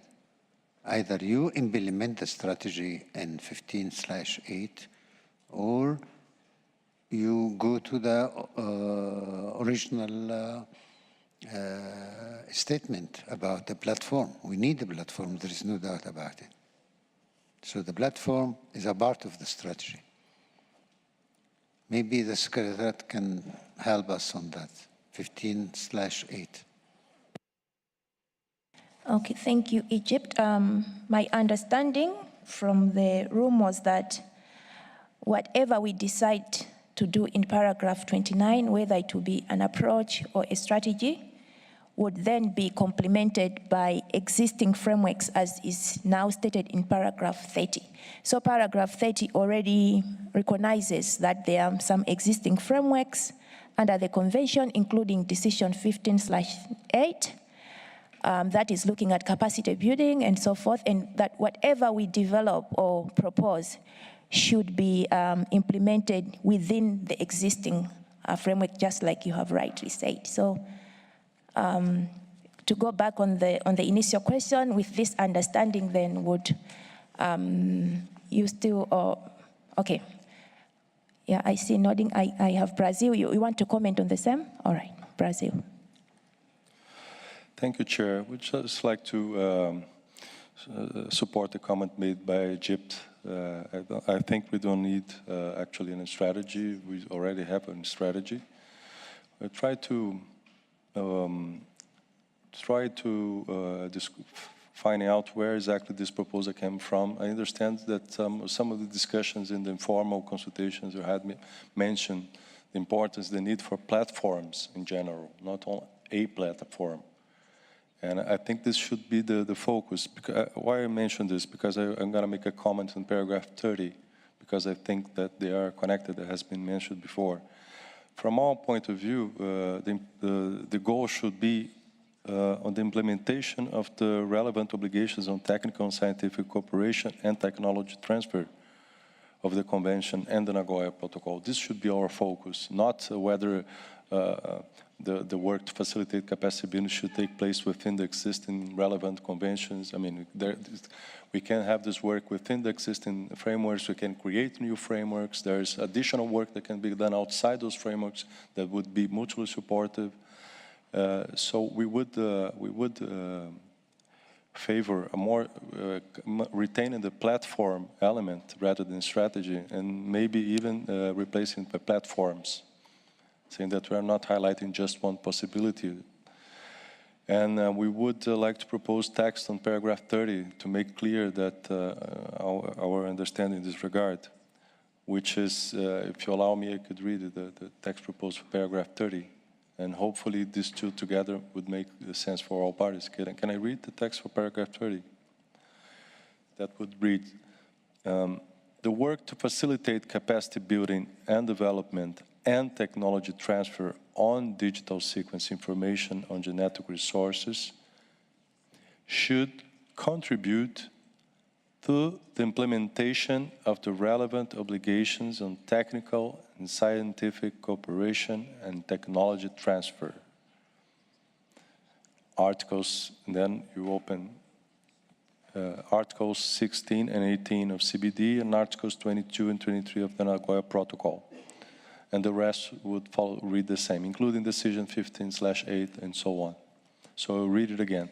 The work to facilitate capacity building and development and technology transfer on DSI on genetic resources should contribute to the implementation of the relevant obligations on technical and scientific cooperation and technology transfer, Articles 16 and 18 of CBD and Articles 22 and 23 of the Nagoya Protocol, including Decision 15/A of the Conference of the Parties, and so on. I hope that was clear. Thank you. Okay, thank you, Brazil. So in your intervention, you prefer retaining the mention of platform and not replacing with strategy as was suggested by Switzerland. Okay. Is there any party who wants to intervene on this issue of the opening paragraph of 29? Okay, I see the EU. Thank you, Co-Chair, and thank you very much to the Brazilian colleague for his proposals. I think that the idea of referring to a multitude of entities in that sense is helpful. And I think it could be very well combined with elements of the proposed changes to the chapeau of paragraph 30. I think that the main problem I have in the Brazilian proposal is the reference to articles of the Nagoya Protocol, since we have clearly agreed in 15.9 that we stay away from the discussion on whether, when we talk about DSAI, we're talking about applicability of the Nagoya Protocol. And I think that that addition is not helpful in that regard. I think that from my perspective, we could, however, work with the part of the proposal of the Brazilian colleague. And I think the changes in the purport of paragraph 29 could be also rolled over into the paragraph 35 for further discussion by actually also using a sort of the plural there. So I think that that could be a package that I could think we could work on. Thank you. Thank you, EU. On that, from what I'm getting on the floor, perhaps we could take paragraph 29 and 35 as part of further work to find more common understanding. I think the major issue is whether we are talking about platform or approaches, and also the modalities. So I think maybe I'll give you a chance to think through it so that I can move maybe to other items, and then we can come back if we are able to finalize. So for 29, the comments that we have so far is on A. There is a proposal to also include sustainable use and not just talk about conservation of biodiversity, and I did not see any objection. On paragraph C, there is a proposal to either delete this paragraph because there is no clarity on what is meant, or move it to areas for further consideration. Then on paragraph D, from Algeria, is to add capacity building and development, as well as technology transfer and development, and I did not also get any objections on this one. So if we feel that we object for these to be areas of convergence and the changes, then I think you could intervene. I have seen that the IPLC have requested for the floor. I'll come back to the IPLCs, but I'll just get through a few countries and then come back to you. I know that you raised your hand some time back. So now I'll give the floor to Algeria, followed by Argentina. Thank you, Madam Co-Chair. So thank you for moving those 29 and 30 to the element for further discussion. I would like to suggest to capture research in para 29, as it wasn't, I am not sure if it wasn't captured in para 28 as suggested by Philippine. I didn't hear that. I just would like to confirm with you. So national agencies and institutions, we agreed that research could have more focus on research institution that can go with criteria of para 9 and 10 of the decision 15 and 15, yeah, 9, 15, 15, 9, sorry. So if it's not captured here, I would like that research is captured somewhere. Thank you. Yeah, the issue of research was captured in paragraph 28, and there was no objection at that time. So I hope that serves your concern. I give the floor now to Argentina, followed by India. Gracias, Presidenta. En relación al párrafo 29, concuerdo con la referencia a agregar en el párrafo A, unsustainable use. Con respecto al párrafo B, y teniendo en cuenta el párrafo 28, me gustaría agregar la referencia in particular between developed and developing countries, para que la referencia closing the gap sea más clara. En relación al punto C, entiendo las dudas de las demás partes y propongo el siguiente texto que estimo puede captar algunos de los intereses expresados. Fostering research collaboration between developed and developing countries. Gracias.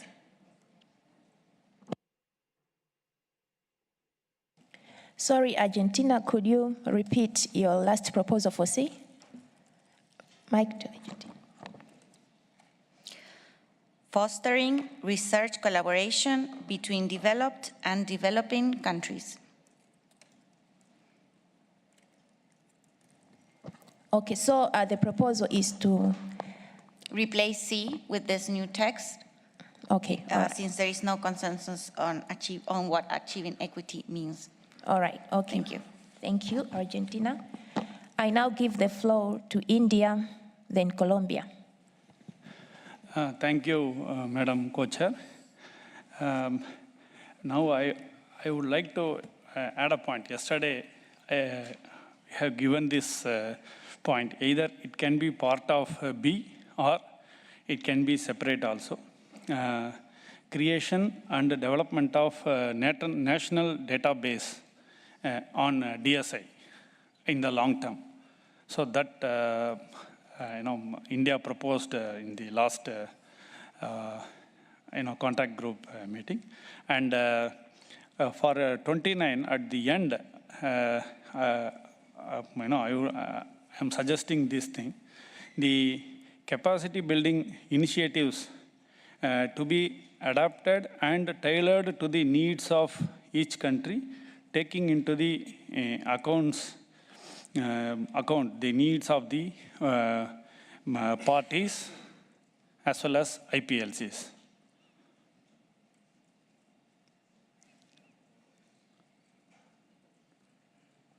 Okay, India, just to cross-check, your first proposal is to list as a subpara under 29 the creation of databases? Yeah, national database. National databases. And then the last proposal, could you repeat where you want it to be placed and what exactly the contents are? Yeah, this wording can, with this the paragraph can end. It can be at the end of the paragraph. The capacity building initiatives to be adapted and tailored to the needs of each country, taking into account the needs of the countries, IPLCs also. Because for different countries, there may be different needs. Ultimately, it is to be tailored to the needs. That is our proposal. Thank you. Okay, thank you, India. Then would you want that to be under 28 or 29? Sorry, I wasn't clear. Okay. I feel it should be under 29 only. All right, thank you very much. Thank you. We have captured. I give the floor to Colombia, then Burkina Faso. Thank you, Madam Co-Chair. I just want. Hi. You hear me? Oh, thank you. Thank you, Madam Co-Chair. I just wanted to comment that we fully support the statement made by Brazil and adding the text suggested by Argentina, as well as some of the concerns shown by some of the developing countries. We should focus on the implementation of the tools that could work and that could benefit, that could benefit in this particular environment. We have much to learn from them, so we see no reason to not implementing or to not taking them into account. Thank you. Thank you, Colombia. I give the floor to Burkina Faso. OK. Merci, Madame la Présidente. C'est juste appuyer l'idée de créer la base de données au niveau national et également au niveau du 29A. Il faut qu'on pense surtout à prendre en compte l'ensemble, c'est-à-dire les 3 objectifs de la Convention. C'est-à-dire qu'à ce niveau, il faut aussi ajouter l'aspect partage juste et équitable des avantages qui découlent de l'utilisation des ressources génétiques. Du fait que cet objectif soutient les 2 objectifs, objet de tout l'ensemble de nos discussions ici. Merci.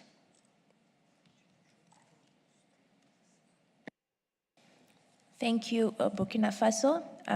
Parties, with your indulgence, I would like to give the floor to the IPLCs. They had raised their hand, I think, on point 28, and I think maybe it's time to give them a chance, and then we'll move on to parties with your indentures, please. IPLCs.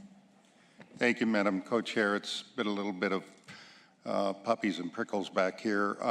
We're unsure of what the rules of procedure are. We know it's under the control of the co-chair, but in practice in the past, we've been able to intervene as long as we're disciplined all the way through the CRPs.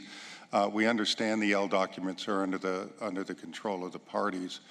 But we wanted to comment on 23A and 28D.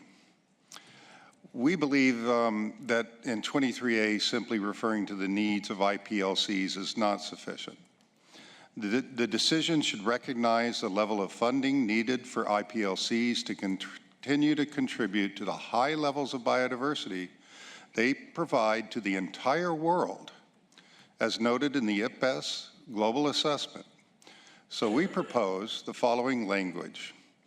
The needs of indigenous peoples and local communities, women and youth, taking into account their major contributions to the conservation and sustainable use of biological diversity. And again, we are concerned we're just appearing as one entity in the list. In C, non-monetary benefits, 28D, I believe we have self-identified, so it would read, the self-identified needs of indigenous peoples and local communities, and then we would add women and youth. And we hope we can get party support for these recommendations. Thank you.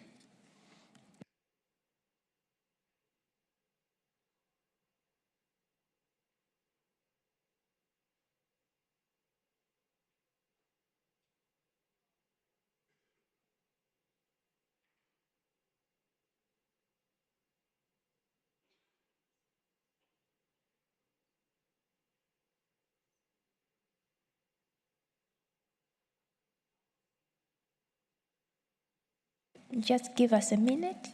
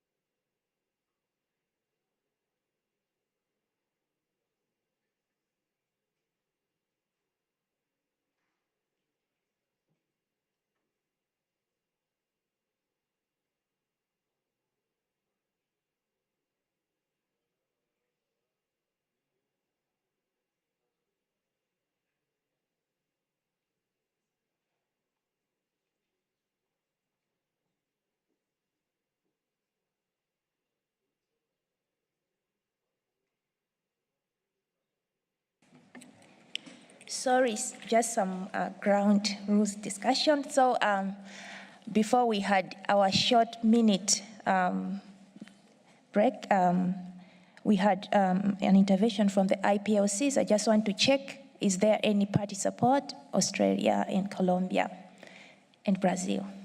Okay, thank you. So we'll continue on paragraph 29. We're getting quite good interventions to improve the text. I now give the floor to Norway and then Australia. Norway. Thank you, Madam Chair. I had a question on para 30, where Brazil had a very helpful suggestion, but I realized they suggested use the word obligations. And from a legal perspective, we might want to use a different term than obligations, because the meeting of the parties doesn't really decide on legalities as such. So maybe use a different word, I would suggest, than obligations. Thank you. And then I had a question to India, to their suggestion to include national databases. Would these databases then be open access? Thank you. Thank you. India. Oh, okay. They'll come back. I think they just temporarily went out. And I don't know, for the question for Brazil, was it a suggestion or you wanted clarification from Brazil? Norway. Mike to Norway.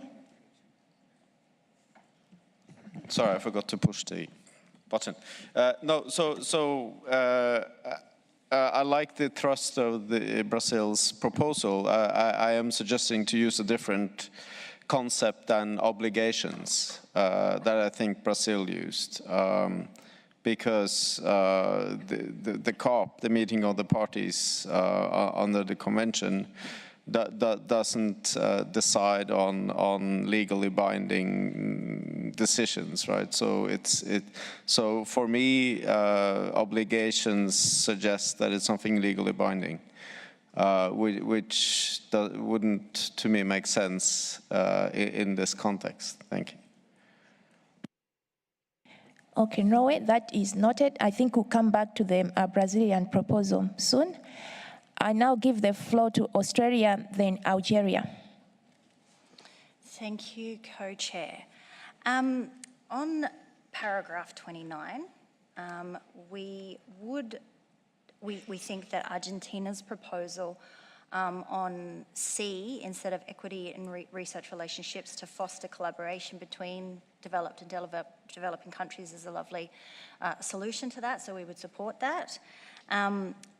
I would just add to your list of summary before that we are looking for a link back to biodiversity conservation and sustainable use in the chapeau.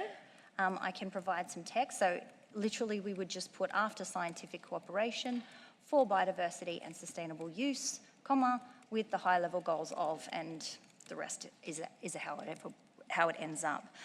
On India's proposal, these are areas of convergence, and I'm not sure that we've had enough discussion on the potential for capacity building for the creation of national databases.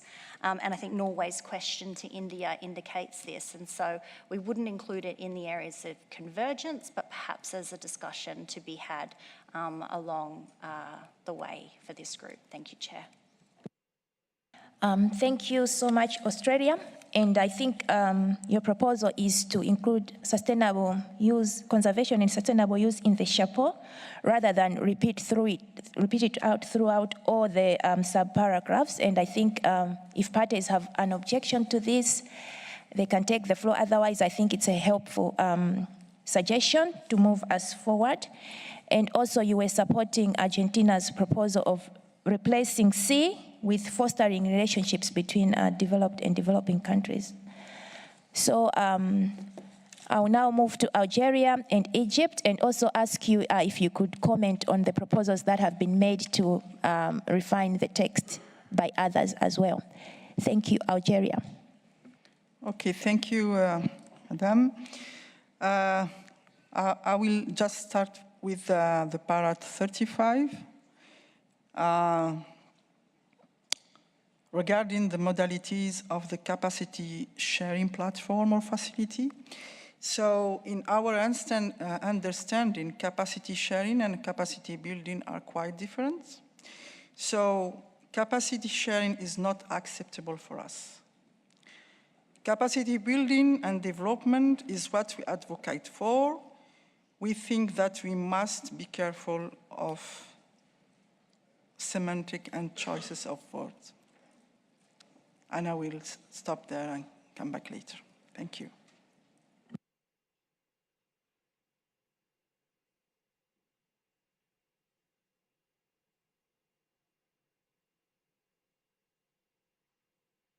Yeah, thank you, Algeria. I give the floor to Egypt, followed by Argentina. Thank you, Madam Chair. The issue raised by our colleague from India regarding the national database, as far as I understand, the way how he presented, he looked at it in terms of the capacity development initiative. Actually, capacity development initiative, they are doing this. They are helping many, many countries at all different levels, whether it is for the database or for sharing experience and whatever, etc. So let us focus on the main issue here, which is actually we want, as Brazil said, to contribute toward implementation of the strategy approved 15/8. This is very clear. The issue about changing 28 to 29C into foster cooperation or scientific cooperation between developed and developing countries doesn't make sense to us at all. Because here, as I said, when we raise this issue, we talked about what does it mean achieving equity? Is it possible to achieve equity? Is it possible to get rich people and poor people together and say you are equal and everything we share, the whole things? No, it doesn't make sense at all. And here, as I said, we asked for clarification. What does it mean equity in research relationships? Since we didn't get any reasonable understanding of this, so we asked to move it to somewhere else. But fostering cooperation or scientific cooperation, it's already happening.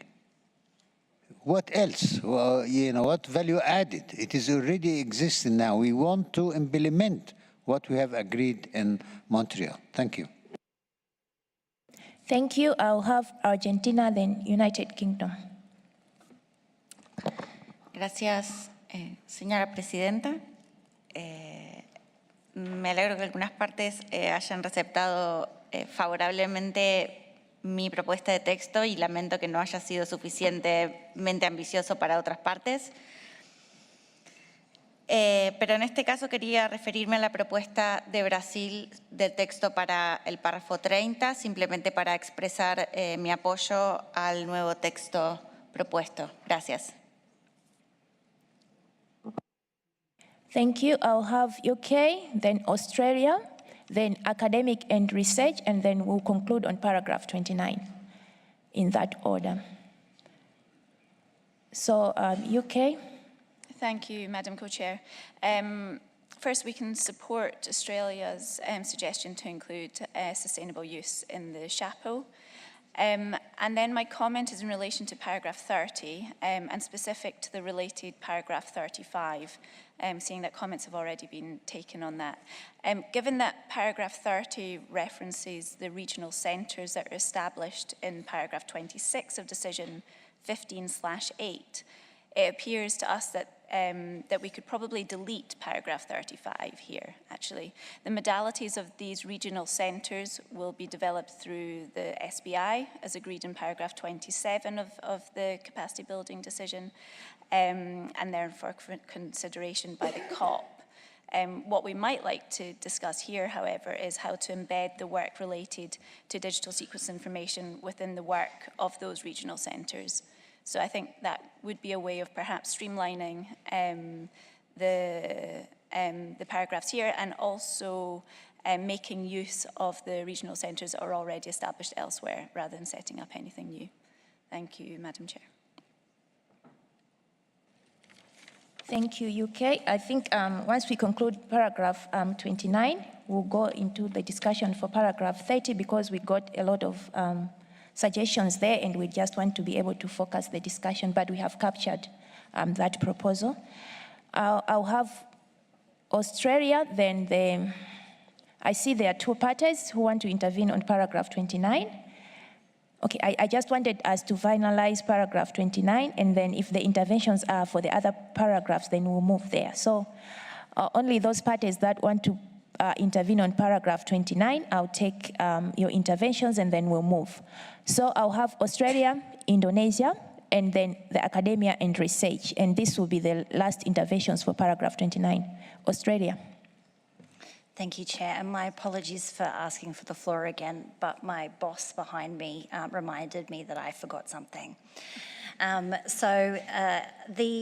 new text proposed by India on capacity building initiatives to be adopted and tailored to the needs of each country, we believe that that's actually covered in D, and it's probably not necessary.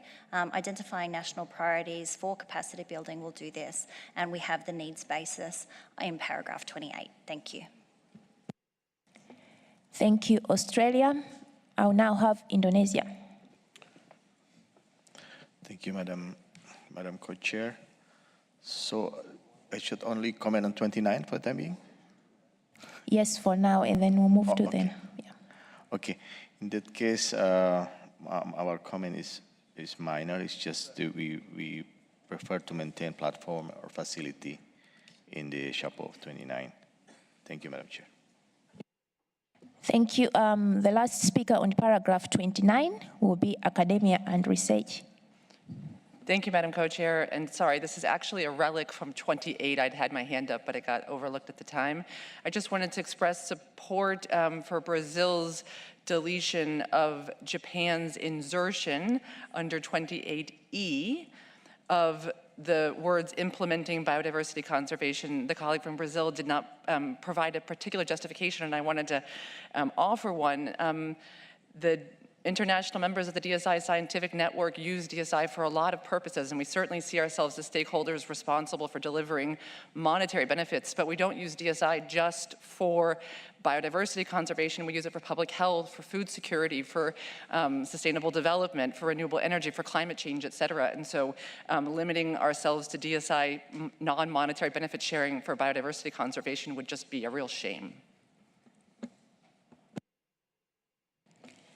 All right, thanks. I think for paragraph 28E, we had agreed to move it to areas for further consideration unless Japan will accept the proposed deletion by Brazil and what you have just indicated. So hopefully they can come back to us later on if there is any change. Otherwise, it's still there, but in the areas for further consideration. So going back to paragraph, okay, I see Japan wants to respond. Japan? Thank you, Madam Chair. Japan is happy to follow the consensus of this room. Thank you. Okay, thank you so much, Japan. And with that, we'll return it to the areas of convergence because there is now some kind of agreement on that. Thank you, Japan. On paragraph 29, therefore, these are the changes and the interventions that have been made for 29. There has been a proposal to include conservation and sustainable use, which has had no objection. The only issue that is outstanding is whether we use platforms, approaches, or facilities. So for that reason, we had said if there's no agreement or convergence, we would consider this as an issue for further consideration. For paragraph 29C, there was a proposal by Argentina on replacing that paragraph with a new wording, which I think has not received support from other parties, so we'll still push it down to areas for further consideration, unless there will be some flexibility from the parties that feel strongly about this paragraph. With regards to paragraph, the proposal that was made by India on looking at country priorities with regards to capacity needs, there was a proposal by Australia that maybe this issue is already covered in paragraph E, and also parts of paragraph D, which is talking about looking at the needs. And therefore, India, if you would consider thinking whether this proposal would be well covered in D and parts of 28, then I think maybe we could move forward without having the new additional paragraph. And The other issue that was on paragraph D was a proposal, on paragraph 29 was a proposal by India with regards to databases, creation of databases, which we feel that based on the interventions in the room, it should be moved to areas of further discussion because there was no convergence on that. Otherwise, the rest of the paragraphs, there was no objection, and we'll take it that those are potential areas for convergence. So I would like to check if this is agreeable and as a way of moving forward, and then we'll move to paragraph 30 to look at the Brazilian proposal and also elements that were commented on by other parties to see how we can move forward on that paragraph. So is there anyone who wants to respond to my summary of how we have dealt with paragraph 29? I see Côte d'Ivoire. Oui, merci Madame la Présidente. Je reviens sur ma préoccupation. J'estime que le E se retrouve dans le D et je ne suis pas encore convaincu que ça n'y est pas. Parce que quand on demande justement de pouvoir identifier les besoins en renforcement de capacité ou de développement en renforcement de capacité, on le fait au niveau individuel, on le fait au niveau systémique, on le fait au niveau institutionnel. Je ne sais pas pourquoi on l'a isolé. Ou est-ce que c'est pour mettre l'accent dessus? Merci. Thanks, Côte d'Ivoire. Just to make sure I got you clear, there was no intervention on paragraph E initially. So your proposal is to treat it as if it's already covered in D and therefore not have paragraph E, maybe just to get you clearly. So you are proposing deletion of paragraph E. Okay, maybe if you can take the floor and just give clarification. D'accord, merci Madame la Présidente, c'est ce que j'ai essayé de vous expliquer. Quand on nous demande, en tout cas à moi, quand on demande de faire l'identification de mes besoins, je suis dans une administration, donc je regarde à mon niveau, est-ce que moi j'ai des besoins, ça fait 1, est-ce que l'organisation a des besoins, ça fait le niveau institutionnel, est-ce que c'est le système qui a des besoins, c'est un peu tout ça qu'il faut qu'on embrasse dans l'identification des besoins. Je ne sais pas pourquoi est-ce qu'on l'a isolé en fait, parce que pour moi c'est intégré. Merci. Thank you, Côte d'Ivoire. That's understood. So I now have EU, then India, and we'll close and move to the next level because I think we have quite a lot of work ahead. And I thought this was one of the areas where we would easily find convergence, but I see that there are still some outstanding issues. EU, then India. Thank you, Madam Co-Chair. Just to make one reflection, to me, the current status of the text is as clear as mud. I don't understand where we are, and I'm not clear which changes are accepted and which changes are deleted. And that's, I would like to get a clarification from both co-chairs. So in an initial remark, I understood that there would be a new text tomorrow morning. I think that the question is then the text would actually be based on discussions here, but I think we are not making extremely clear conclusions on some of the things that we're discussing. And since the changes that are made are multiple, very often contradictory, I think it is for some of us becoming increasingly challenging to keep track. My notes are getting very long and they're sometimes contradictory. So I think at this time of the day, it would actually be quite helpful to understand what your plans are until 6 o'clock, what are the plans for the evening, and what are the plans for tomorrow in that regard, because I think time is running out and we are currently discussing as if we were at the beginning of our conversation, if I may raise my slight concern in that regard. Thank you. Thank you, EU. We'll come back to you with a response. I'll now give the floor to India, followed by Norway. Thank you, Madam Co-Chair. Just a clarification with regard to this, creation of a database at country level.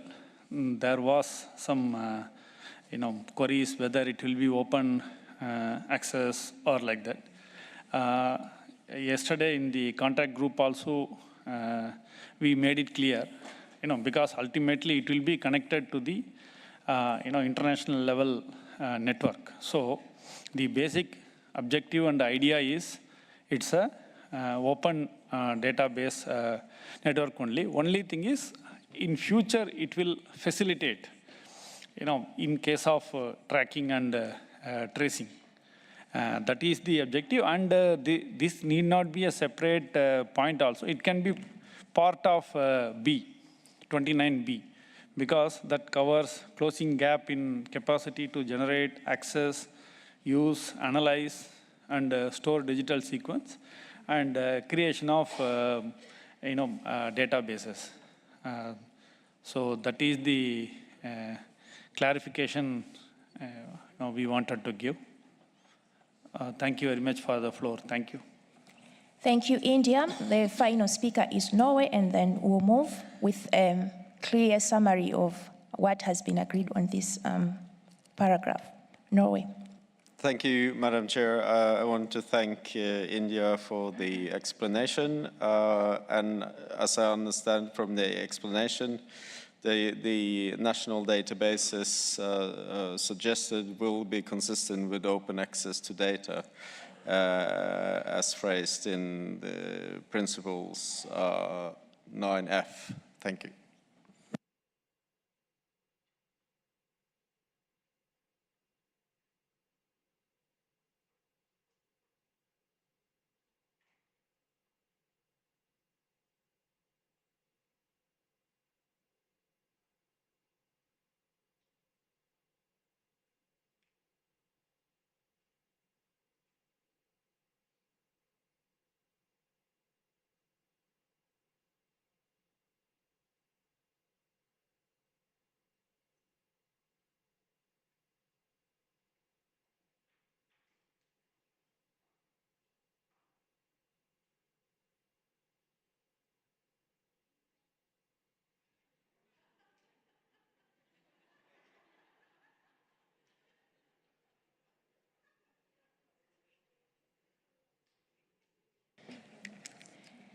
Okay, thank you, Norway. So with regards to this paragraph, just to give clarification on the direction, you are right. It was a simple paragraph with high-level issues when it started, and a lot of issues have been provided from the interventions to improve certain elements of the paragraphs that are under convergence. So in the summary now, we have a number of areas where we have seen that there is no convergence. We'll return them in the document that will be revised to reflect what has been intervened here. And for those areas where we have seen that there is convergence, and also there was no objection in some of the elements that were proposed for their improvement, we'll take it that they are still appearing as areas of potential convergence in the document.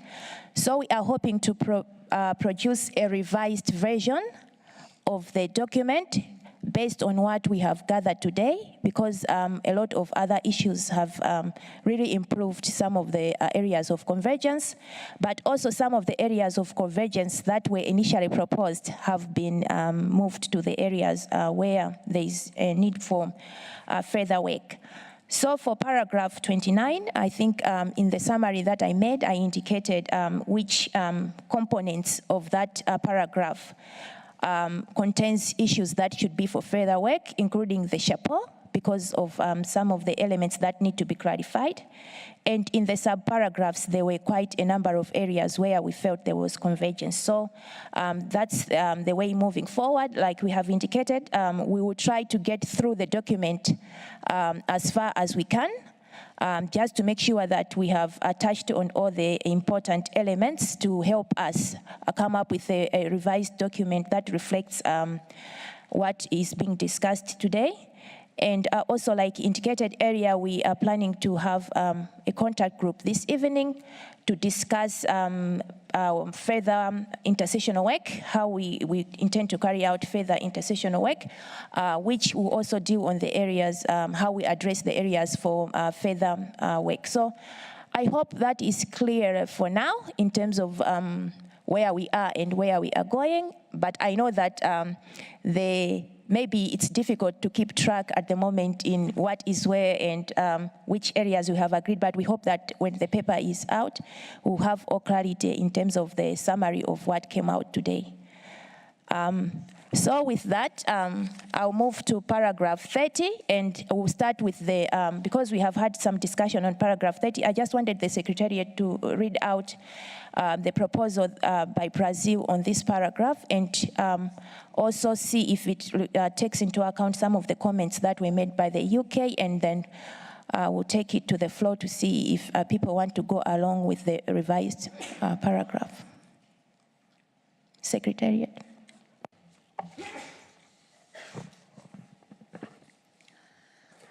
Thank you, Madam Co-Chair.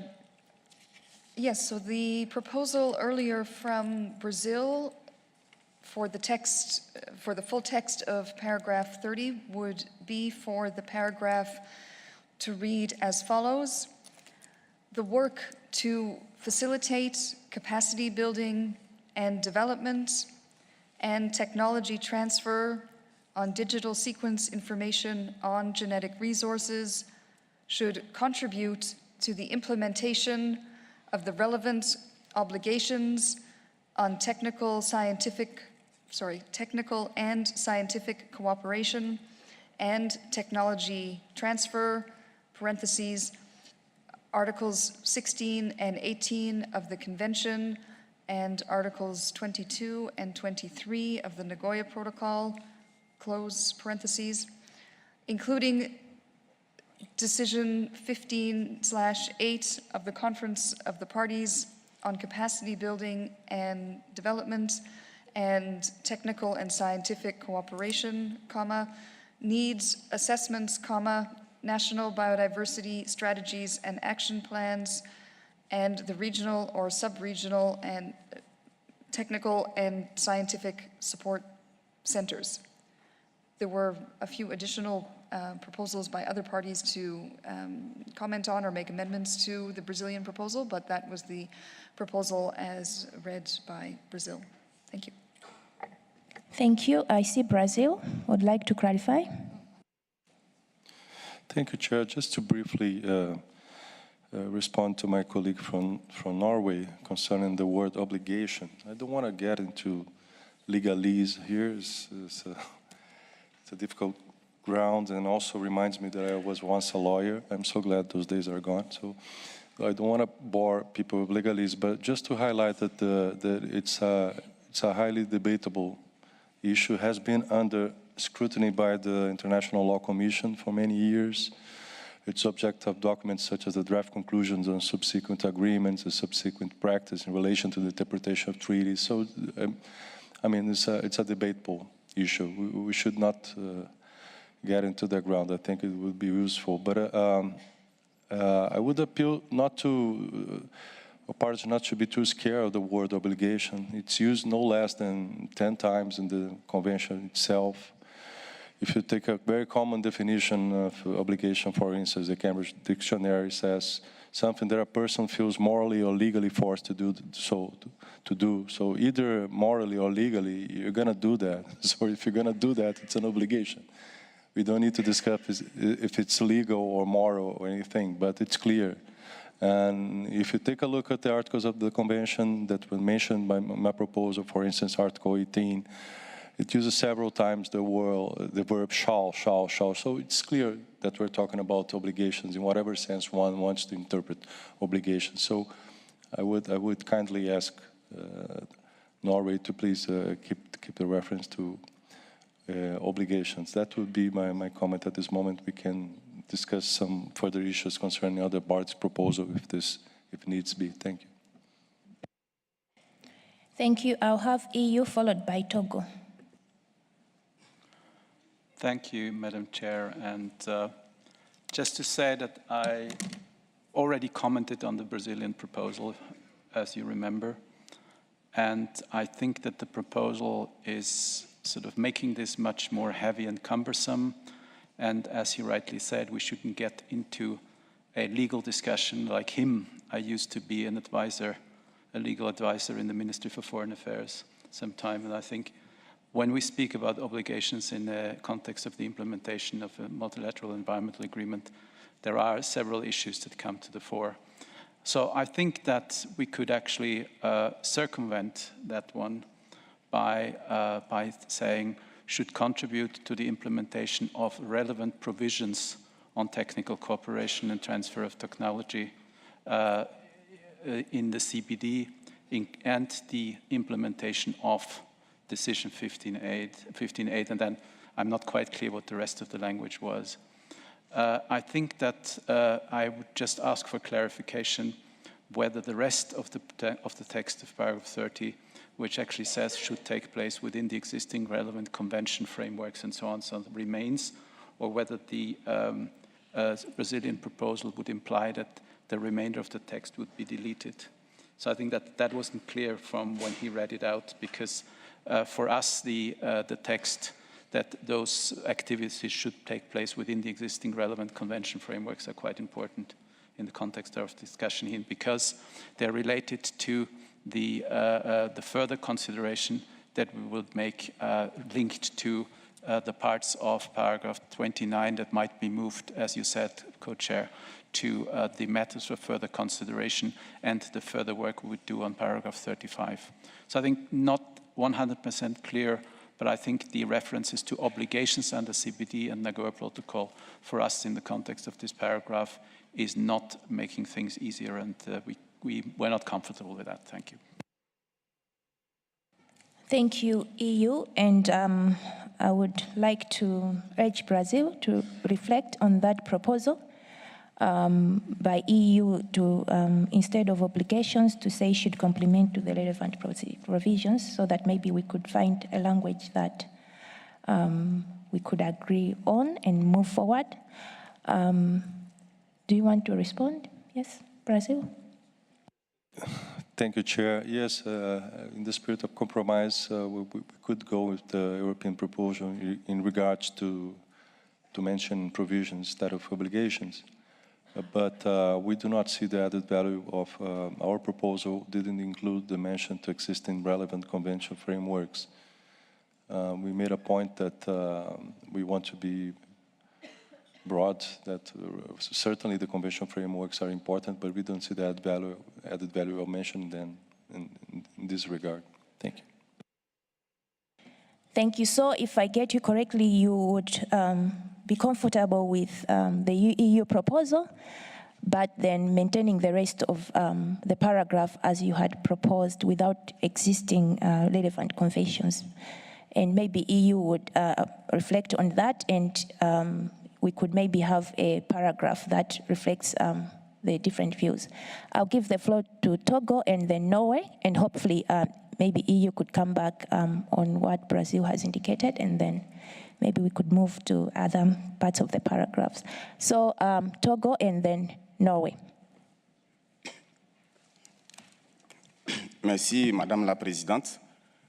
Je pense simplifier un peu ce que le Brésil a proposé, mais je reste d'avis avec l'Union européenne, parce que pour moi, le paragraphe 30 identifie d'abord les cadres existants et pertinents au sein desquels pourraient se développer des travaux de renforcement des capacités en matière d'ISN. Je pense que cet aspect est important à relever, puisque la proposition du Brésil évacue cet aspect-là.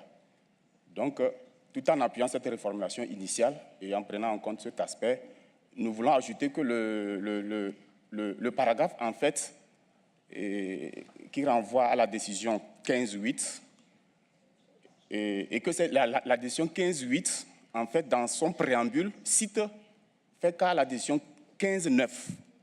Si vous revoyez la décision 15.8, elle fait le préambule cite la décision 15.9 en reconnaissant la nécessité d'appuyer l'accès aux ISN, ainsi que la production, l'analyse et l'utilisation de ces informations par le biais du renforcement des capacités et du développement de la coopération technique et scientifique. Et parlant des cadres existants pertinents, n'oublions pas que la décision 15.9 a été entérinée par la décision NP 4.6 sur l'ISN au titre du protocole de Nagoya.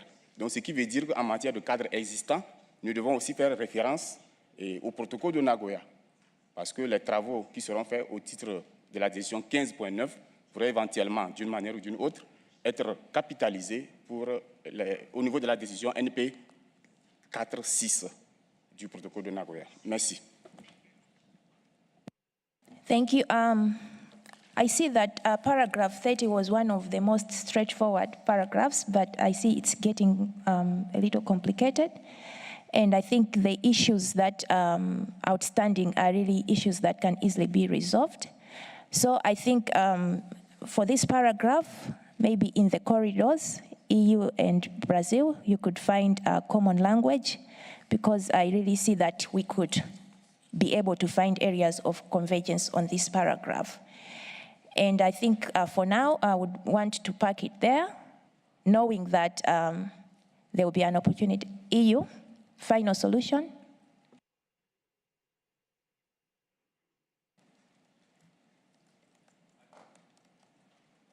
Mike to EU.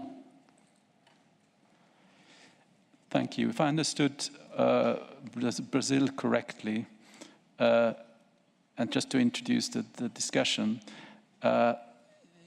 Brazil would not like to limit the work on capacity building and development to existing convention frameworks, but wants to open it to work beyond those frameworks in that regard. But certainly I would understand that Brazil wouldn't object to work continuing in the context of existing relevant frameworks on those issues. In the understanding of your ruling that the bulk of paragraph 29 with regard to the discussion of new platforms and facilities is moved to the matters for further discussion, and that the modalities for that would be discussed there, maybe with a slight tweak to paragraph 30, we could actually solve it and say, and remove the article "the" at the beginning of paragraph 30 and say, further work to facilitate capacity building and development and technology transfer on DSI and genetic resources that contributes to the implementation of relevant provisions on technical cooperation and tech transfer under CBD, including decision 15/8, should take place within existing relevant convention frameworks and so on and so forth. So that means, in that sense, we have convergence, that work under CBD will continue, and we will discuss what is outside of that one, including the matter of further platforms and facilities under the matters for further work. It's just for your consideration in that sense. Thank you. Thank you. EU, could you repeat the proposal? Thank you. Paragraph 30 would start.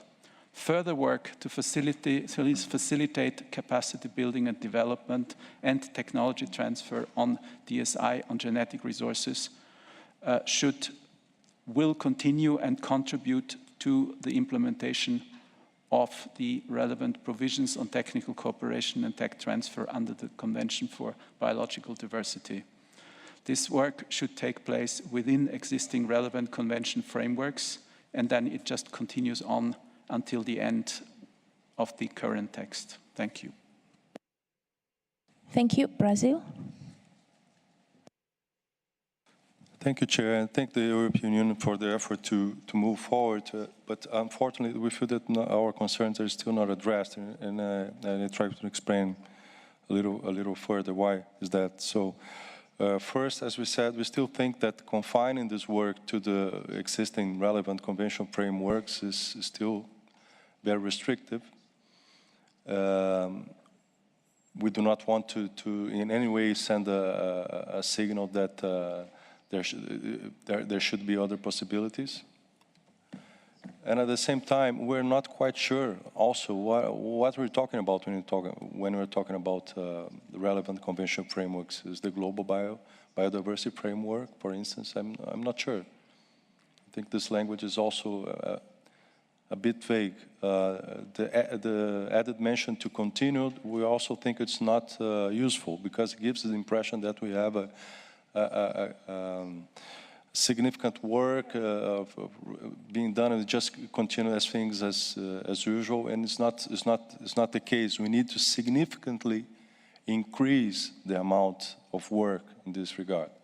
We do not continue on the rhythm that's going on. The rhythm is going on is far from adequate. What should be to implement the provisions. So we don't see the added value of continue to. Didn't quite understand that. So our suggestion is just to delete the existing. We're not saying that we will ignore existing conventional frameworks, but we will not say that we will restrict this work to existing conventional frameworks. And we will also not try to define exactly, because then we are getting to footnotes saying conventional, relevant frameworks is that and that and that. I don't think that it's useful. That's the whole idea of just deleting mentions to conventional frameworks.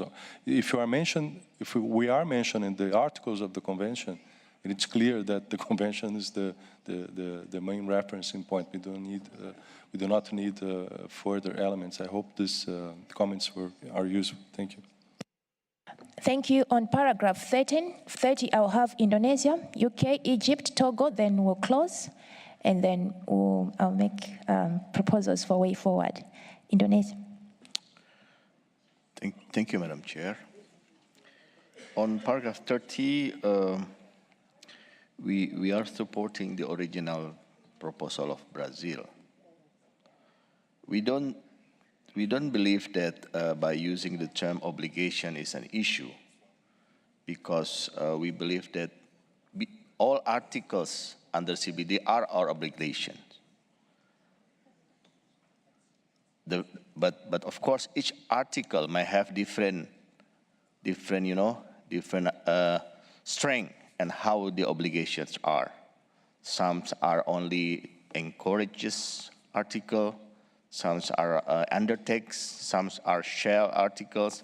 So it would refer to each particular article. So I don't think there's an issue to the original Brazil proposal. So we propose to use the original Brazil proposal for the colleagues' consideration. Thank you. Thank you. UK, then Egypt. Thank you, Madam Co-Chair. So understanding that the proposal still is to keep the text towards the end of that paragraph on 15/8, to bring it in line with the text within decision 15/8, paragraphs 25 and 26.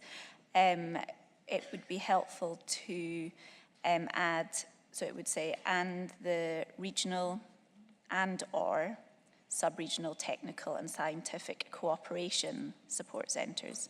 So that's the addition of and in terms of and/or, and then sub-regional technical and scientific, and then add cooperation support centres.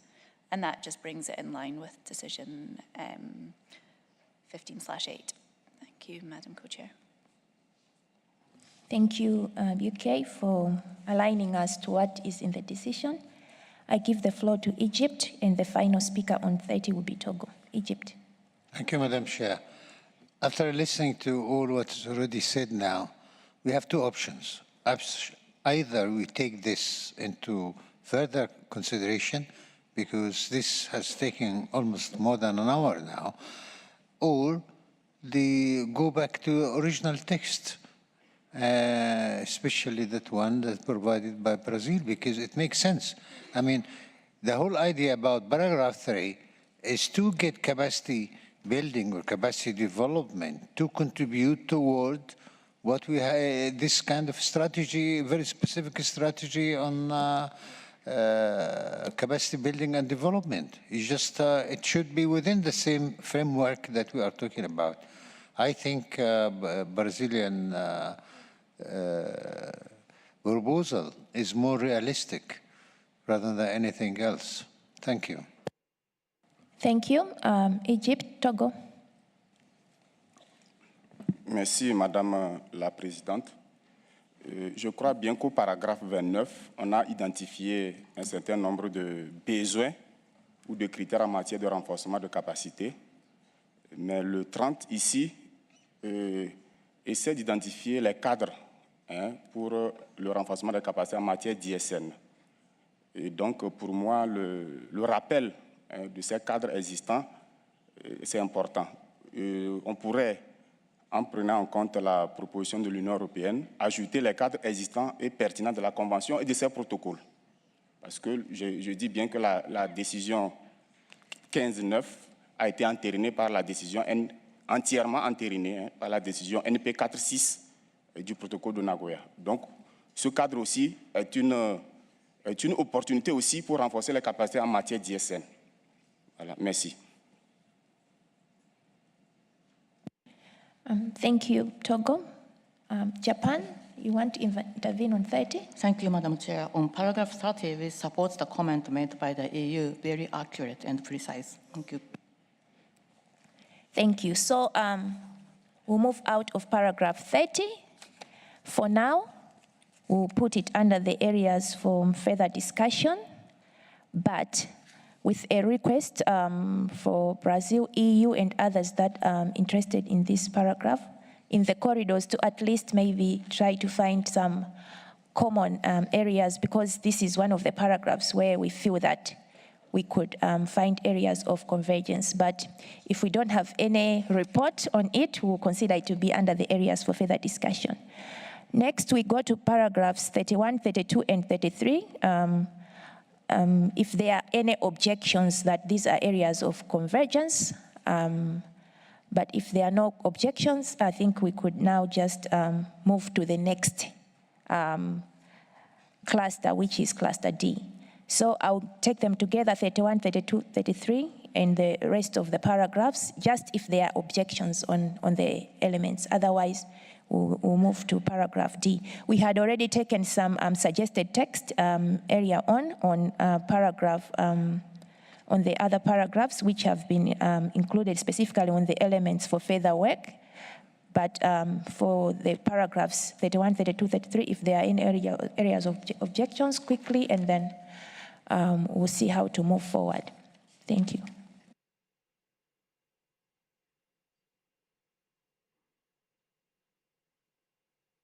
Okay, I'm just being reminded that there is a slight correction for paragraph 32 that the Secretariat wants to note, so I'll give the floor to the Secretariat. Thank you very much, Co-Chair. So yes, in paragraph 32, when we were rereading this morning, we realized that the word project appears twice, but we believe that should be replaced by the word product. So it should be product, not project.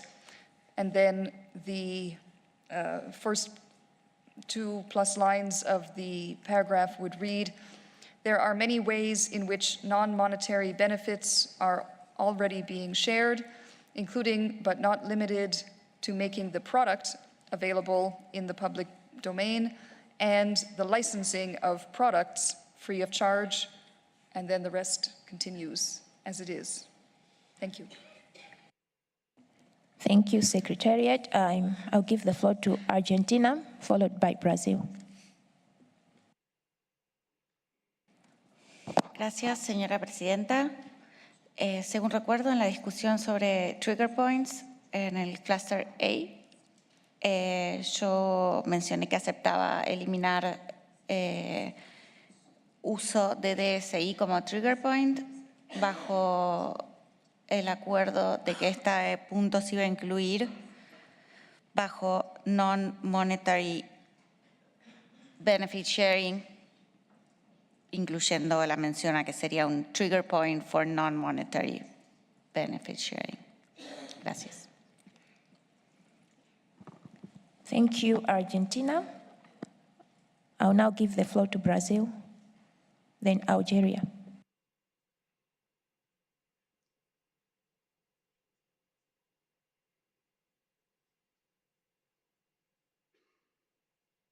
Brazil?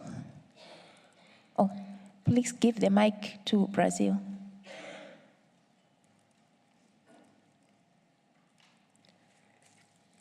Microphone to Brazil, please.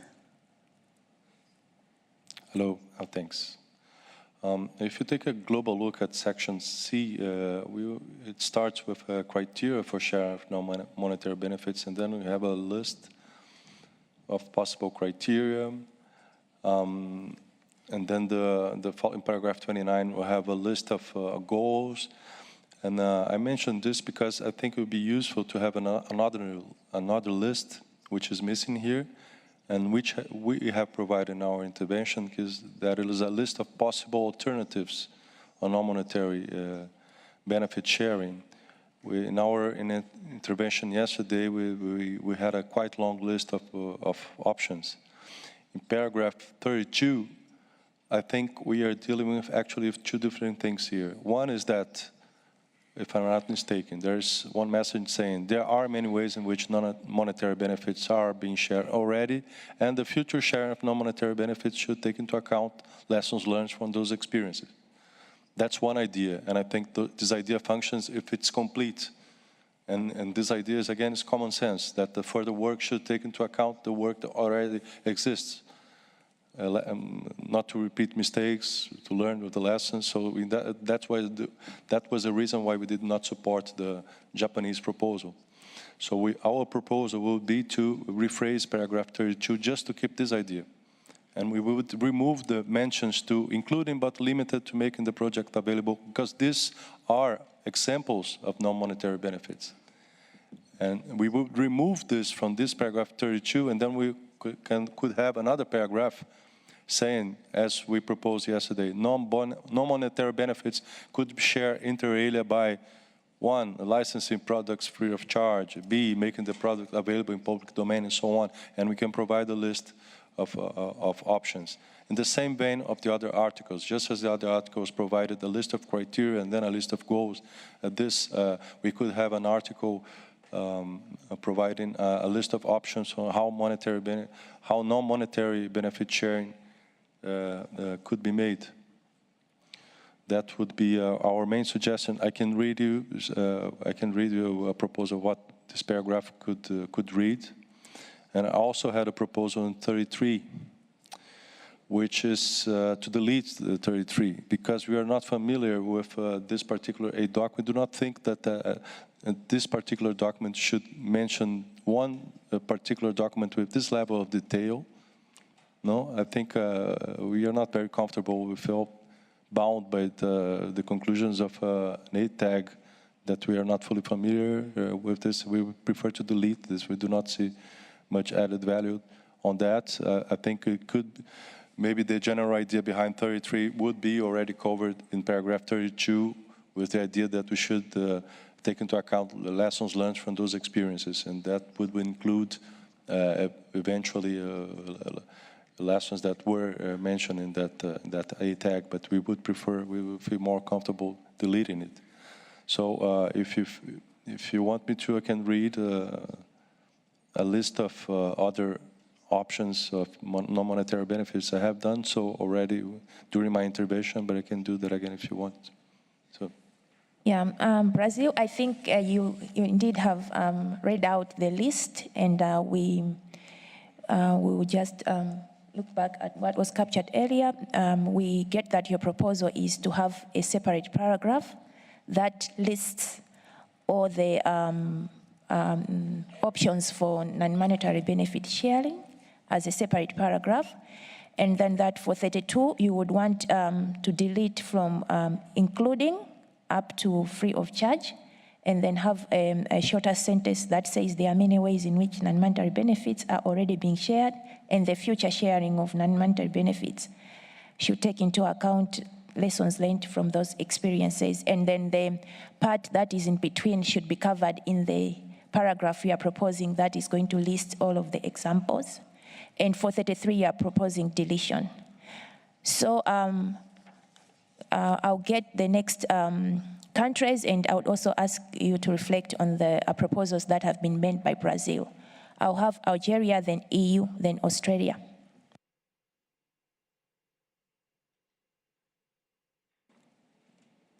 Mike, thank you. So, Madam Co-Chair, I'm not speaking on Algeria, I'm speaking on behalf of Africa. So regarding, I will intervene on para 35. South Africa don't agree with Yuki proposition to delete para 35. So instead, yeah, we're giving you a hard time, but anyway. So instead, we request more possibilities, to consider more possibilities of, so we are coming back. So possibility for platform for capacity building and technology transfer as non-monetary benefit sharing obligation, including through using regional platforms. That is our suggestion. Thank you, Madam Co-Chair. Thank you, Algeria, EU, then Australia, then Norway.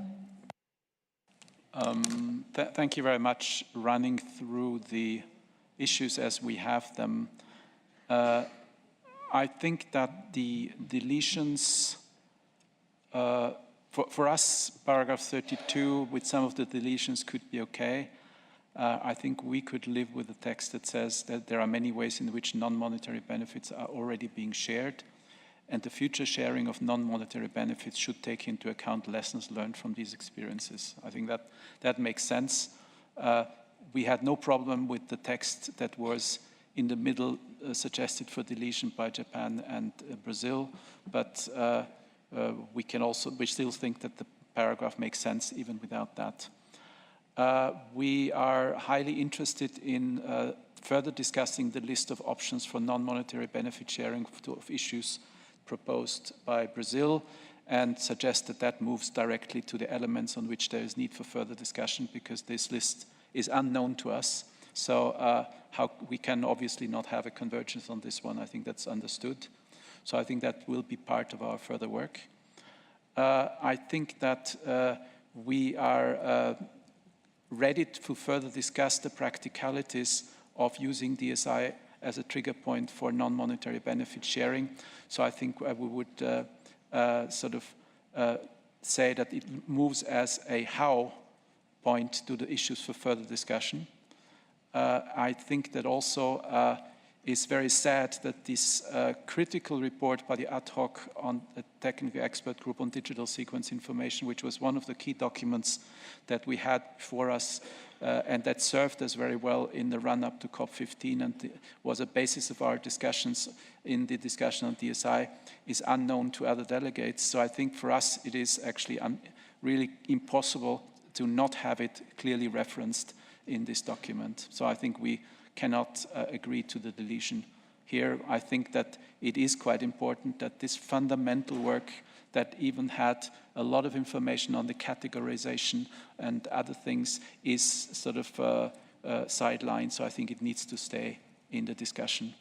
On paragraph 35, I think that with moving 29 and 30 into the issues for further discussion, I think it could somehow be integrated into those two paragraphs. So the issue stays, but it will actually be discussed in the context of the broader discussion.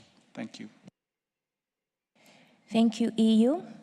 I give the floor to Australia, then Norway. Thank you, Co-Chair. And the EU just stole my statement. No, I'm just kidding.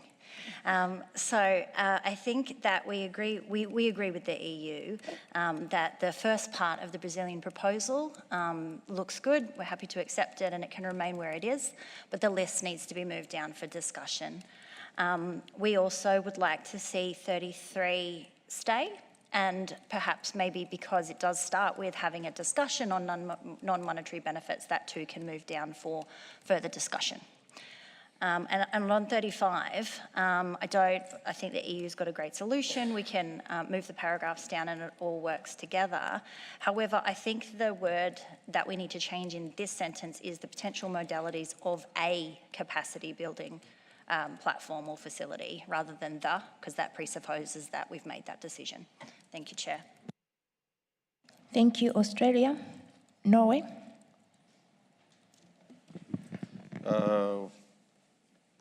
Moin Moin, Madam Co-Chair. Yeah, so as the EU and Australia, with think it's okay to simplify 32. Also no problems with the middle section. And discuss the list we can do. Regarding 33, as the EU, we find it really important to keep the reference to the ATEG, which not most, but a lot of our work is based on. Thank you. Thank you. I'll now give the floor to the Russian Federation.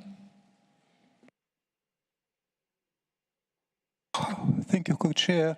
I just wanted to comment on item 33, and indeed it's a very good document, and it was very useful for preparing for the previous conversation, but there are many. It's a huge list of possible area of capacity buildings, and many of them are already incorporated. Many of them are very specific, so they are just related to the things which were actual in last year or 2 years ago or 3 years ago. It was prepared in 220. And I think the current academic and research group are much more proficient and in this case. And so maybe it's worth moving it into the points for the discussion and incorporated areas for capacity building explicitly, and maybe removing some of things which are actually obsolete already. Thank you. Thank you. I'll have the last party on this because there seems to be a direction that we all agree to move towards. So I'll have UK, then after UK, I'll have academia and research, and then IPLC. UK. Thank you, Madam Co-Chair. Like the EU and Norway and Australia, paragraph 32 and 33, we can go along with those suggestions. On paragraph 35, I think it is helpful to change the to a, given that it's not something that's set up yet, so it's not a the. But I would still caution against setting up anything new. So let's not reinvent the wheel. I think I've made this point a couple of times now. But let's look towards those regional and/or sub-regional centres which are being established under the decision 15/9 already. Thank you, Madam Co-Chair. Thank you. Academia and research, microphone 5. Yeah, thank you, Madam Co-Chair. A note on paragraph 33, just a consideration, number one, to support what the EU said, but also that the ADTAC goes, its utility for the current process goes actually far beyond the focus on the report in terms of capacity building recommendations. I had quite a number of requests last night after the contact group for the study on databases and traceability and the statistics that are found in there, so perhaps a recommendation to list simply all of the ADTEC formal documents in that footnote instead. Also, I wanted to congratulate the Secretariat that in advance of this meeting, they've designed a new DSI resources page on the ABS Clearinghouse that colleagues there have worked very hard on and have requested the academic sector to upload peer-reviewed publications, policy briefs, et cetera, which we have diligently done. So you might also expand this sentence to say, as well as refer to resources list on the DSI resources page and include there the CBD website that's been prepared accordingly. And just a little typo note, in ADTEC, the word expert is missing in that paragraph. Thank you. The last speaker is IPLC. Thank you, Madam Co-Chair. We agree with Brazil and are very happy with the idea of an open-ended list. We think we identified several things in some of our comments in the contact group that were supported by parties, but rather than really add to a long list, because of course this would be a negotiated list and indicative, we would like to put in the idea of non-monetary benefits self-identified by IPLCs and stakeholders that contribute to the conservation and sustainable use of biodiversity. And we think that would be enough of a indicator that would give us purchase when we go to negotiate the list. Thank you.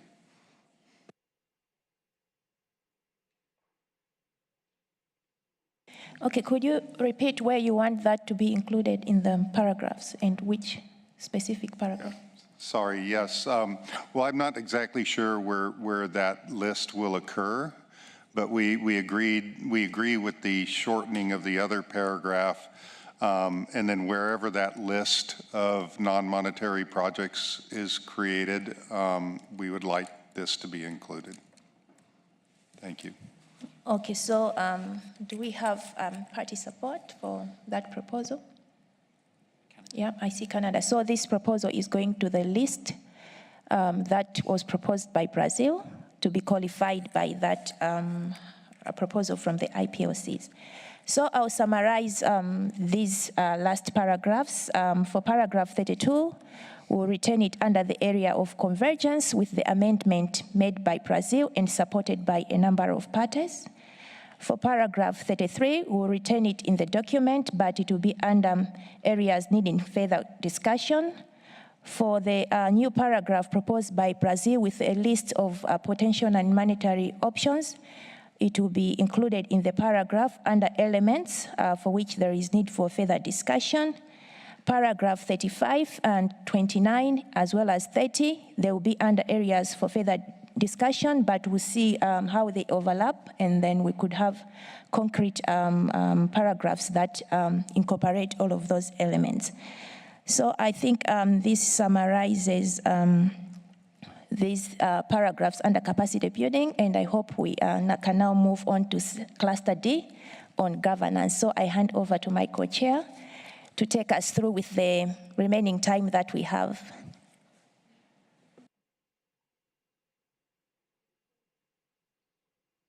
Sorry, Japan, a response to the summary. Sorry, Madam Chair. With your indulgence, would you please read out paragraph 32 again? Thank you.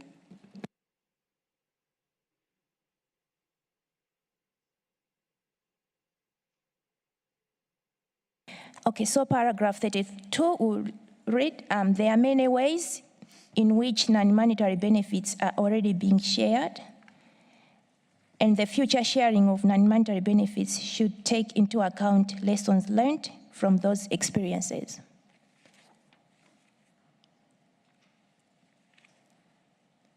Yes, Japan? We accept it. Thank you very much. Okay, Japan, I was really scared that my beautiful summary would no longer hold, so thank you very much. I hand over to my co-chair. Thank you very much, Co-Chair. Good evening, everyone. We have a few minutes left. We're going to make good use of them. We're going to carry on with Cluster D. So just to clarify the process, we will take the very helpful discussion that we've had on Clusters A, B, and C, and we will turn that around overnight into a new paper for the morning.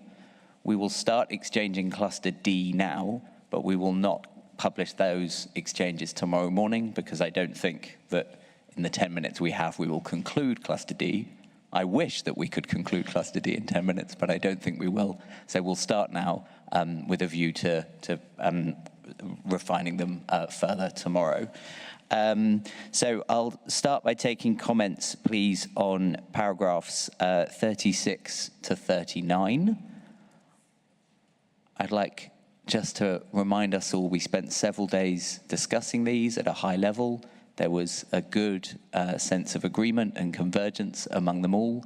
When the paper came out this morning, there was a sense from a lot of you that this was a good basis for discussion, that there was a good sense of convergence. And so I hope we can continue to engage in that spirit. So 36 to 39, over to you.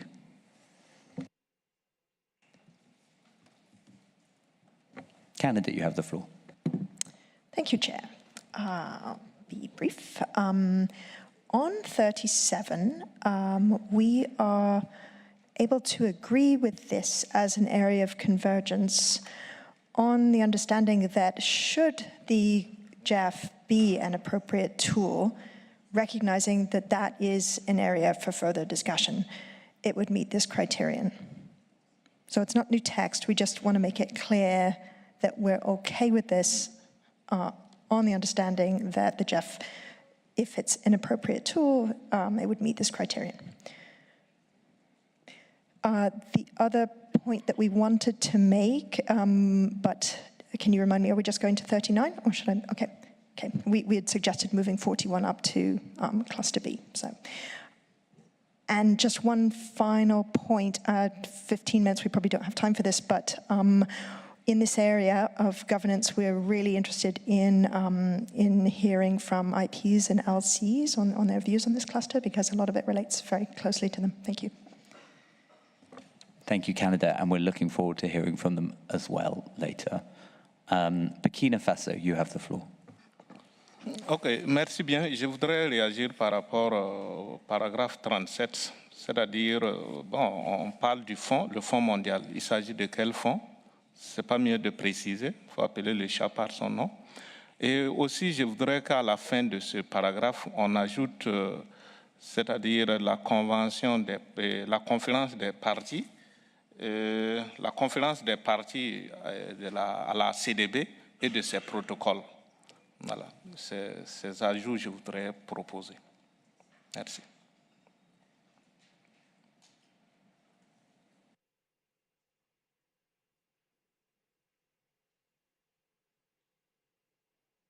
Thank you, Burkina Faso. That's very clear. European Union, you have the floor. Thank you. As Canada, we would like to recall that it is our understanding that paragraphs 36 to 39 actually fully reflect the way the CBD and its COP are currently working with the Global Environment Facility and are planning to work with the Global Biodiversity Framework Fund. Thank you. Thank you, EU. I see India on the list. Thank you, Co-Chair.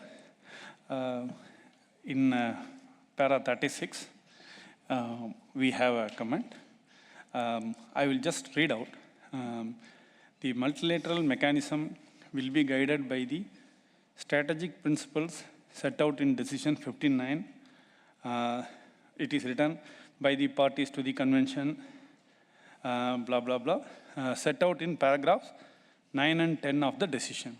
Whereas, there are other principles which are laid out in 15.9, so that are also to be considered and that should be part of that. So we propose that, I will read again from the start. The multilateral mechanism will be guided by strategic principles set out in Decision 15.9, adopted by Conference of Parties to the Convention on Biological Diversity. So let us make it full rather than referring only to the 9 and 10, because here there are other principles that is there in the text. That is for paragraph 36 and for 39. May I go ahead? Chair? Please, yes, please. Okay. For 39, because sometimes I may be very fast and you may ask me to repeat, so, okay. In case of 39, the governing body of the fund should include party representatives. We are further adding that. Selected in a manner so as to provide fair representation to the developing countries, developing and countries with mega diversity or mega diverse biological resources. That's all for the paragraphs from 36 to 39. Thank you. Thank you very much, India. That's very helpful. Can I ask you for some clarification on both, if that's okay? So on 36, is your proposal to delete the wording set out in paragraphs 9 and 10? I think if I understood you right, your point was that if I understood you right, you wanted to refer to the whole decision of 15.9, and I just wondered if this would be a quicker way of achieving that objective. India, please. Yeah, you are correct. I want to refer it to the whole of 15.9. Yeah, thank you. Thank you, India. That's very helpful. I'm also going to preempt, and I'm going to suggest that the addition to paragraph 39 selected in a manner so as to provide a fair and equitable representation from including megadiverse countries. I don't suggest that's an area that we're going to converge on today. So I wonder if you could work up some text for when we get to the later paragraphs, which are areas where we do not yet converge, and we can add it in there. Would that work for you, India? Okay, no issues, co-chair. Thank you.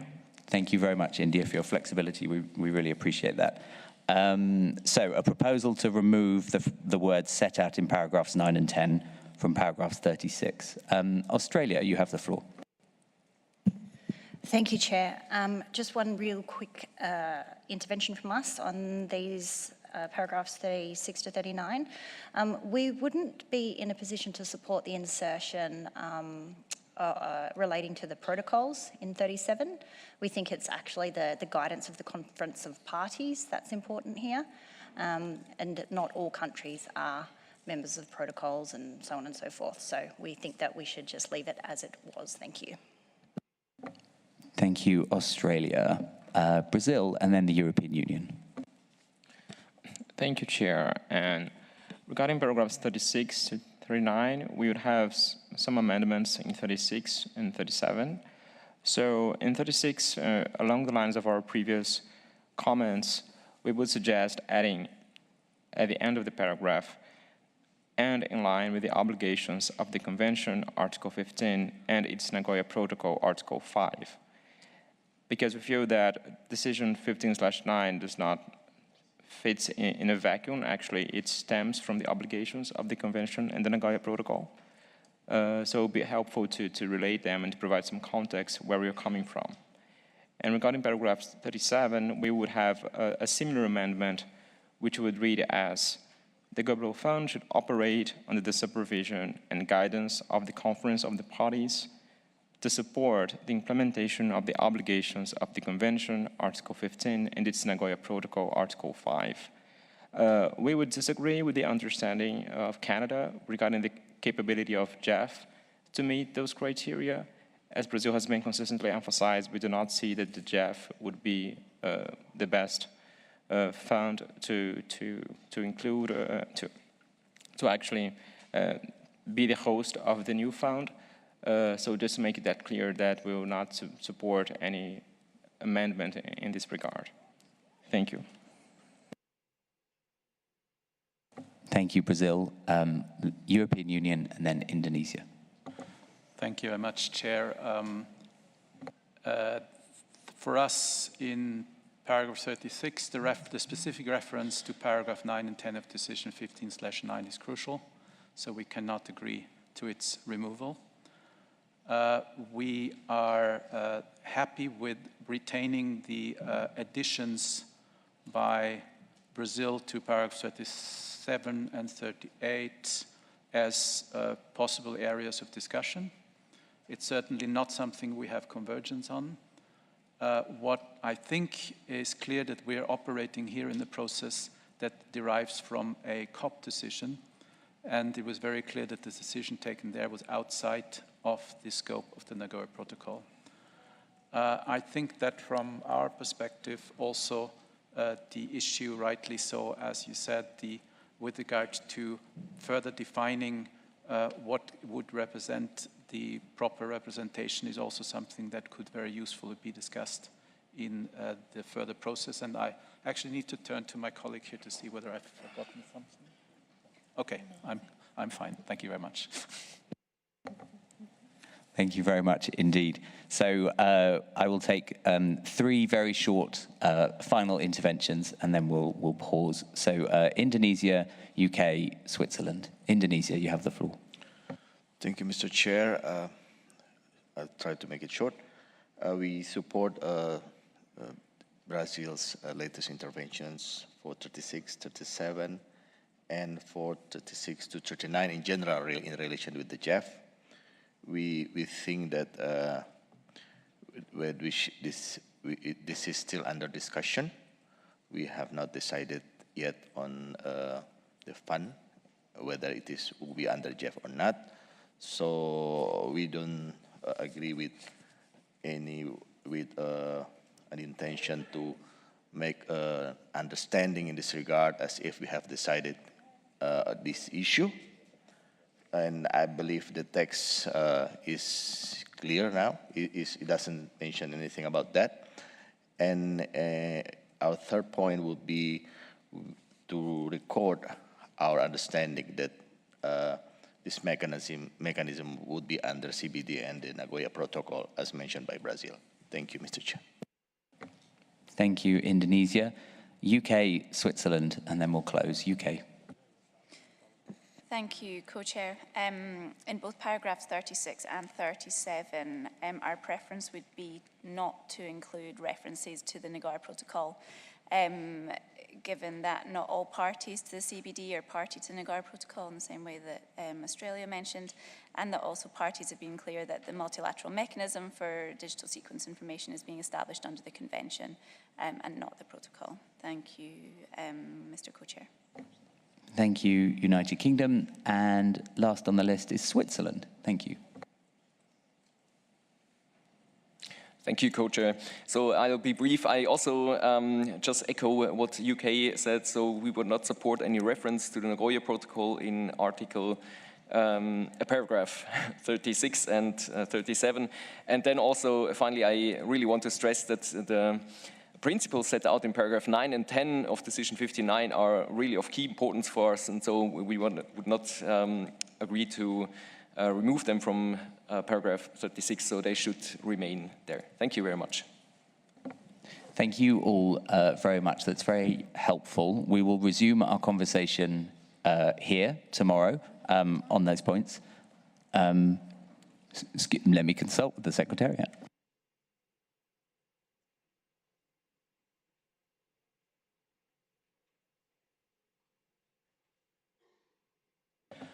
I've been informed we have 8 more minutes, 8 minutes, and there are requests for the floor. So, Norway, mic to Norway, please.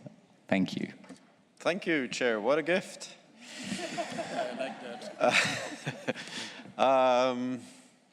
Where was I? DSI. Yes, a gift. Sorry. No, it's good.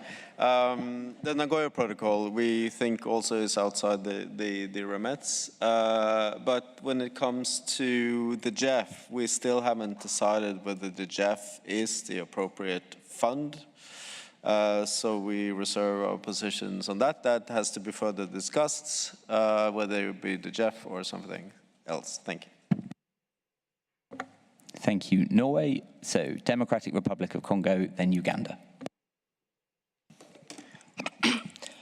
Merci pour la parole, Monsieur le Président. Nous prenons la parole pour insister, pour rappeler que nous ne sommes pas à l'aise qu'on puisse évoquer encore les FEM à ce niveau, en rapport avec les fonds.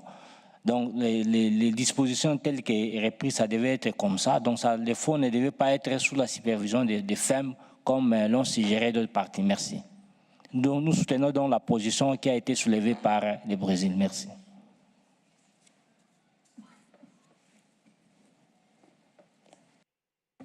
Thank you very much. Democratic Republic of Congo, Uganda, Argentina, Japan, and then we'll finish. Thank you, Chair. Thank you, Co-Chair. I want to go back to the proposal by India with reference to mega diverse countries and state that we we are against the inclusion of the term mega diverse countries.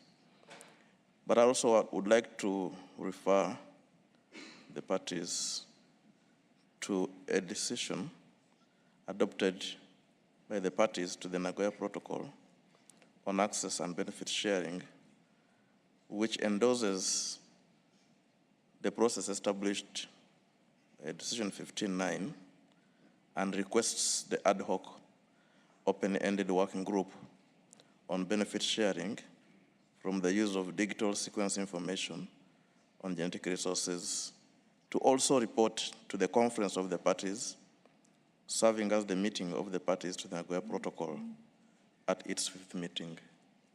So I think I've had references about the Nagoya Protocol, but I think that is one of the requests that were made of this working group. Thank you. Thank you, Uganda, Argentina, and Japan. Muchas gracias, presidente. En primer lugar, recordando las conversaciones que tuvimos ayer y hoy más temprano, entiendo que no ha habido un acuerdo ni una convergencia en que el chef podría cumplir los requisitos o que las partes tengan la voluntad de que este sea el host para el fondo sobre DSI. En particular, las conversaciones se discutió específicamente la falta de convergencia en este punto. En ese sentido, no estaría de acuerdo con que los párrafos reflejen una convergencia que no sucedió. En relación a las propuestas de Brasil, me parecen referencias muy adecuadas. Así también el comentario que Uganda agregó en su intervención. Me parece que estas inclusiones, en relación al comentario a la reacción de la Unión Europea con respecto de que hay un acuerdo con respecto al documento y al párrafo 36 como está ahora, pero que las nuevas adiciones tendrían que pasar a items for further consideration, pensaría que en ese caso no hay un acuerdo sobre el párrafo 36. Porque con estas referencias se trataría de un párrafo en su conjunto, con las referencias a la decisión 15.9, las referencias al convenio y las referencias al protocolo de Nagoya. Preferiría en este caso que, y de manera general,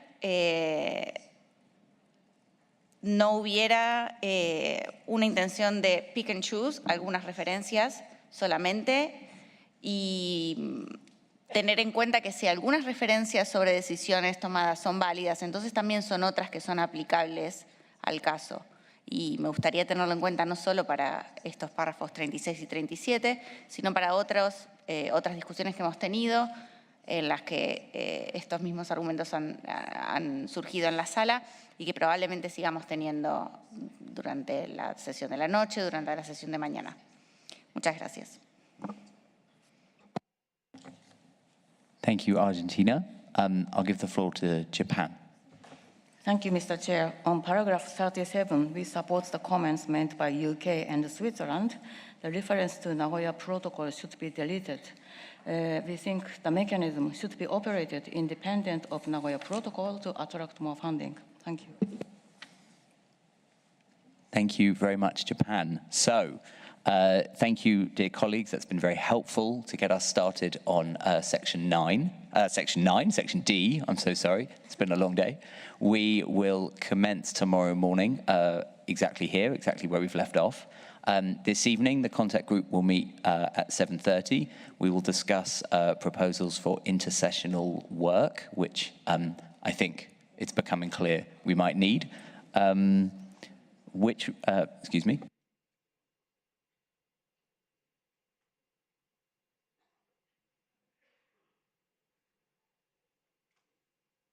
We'll be in room E and F upstairs, and the contact group will be chaired by the co-chairs of the Committee of the Whole. Thank you very much. Enjoy your dinner.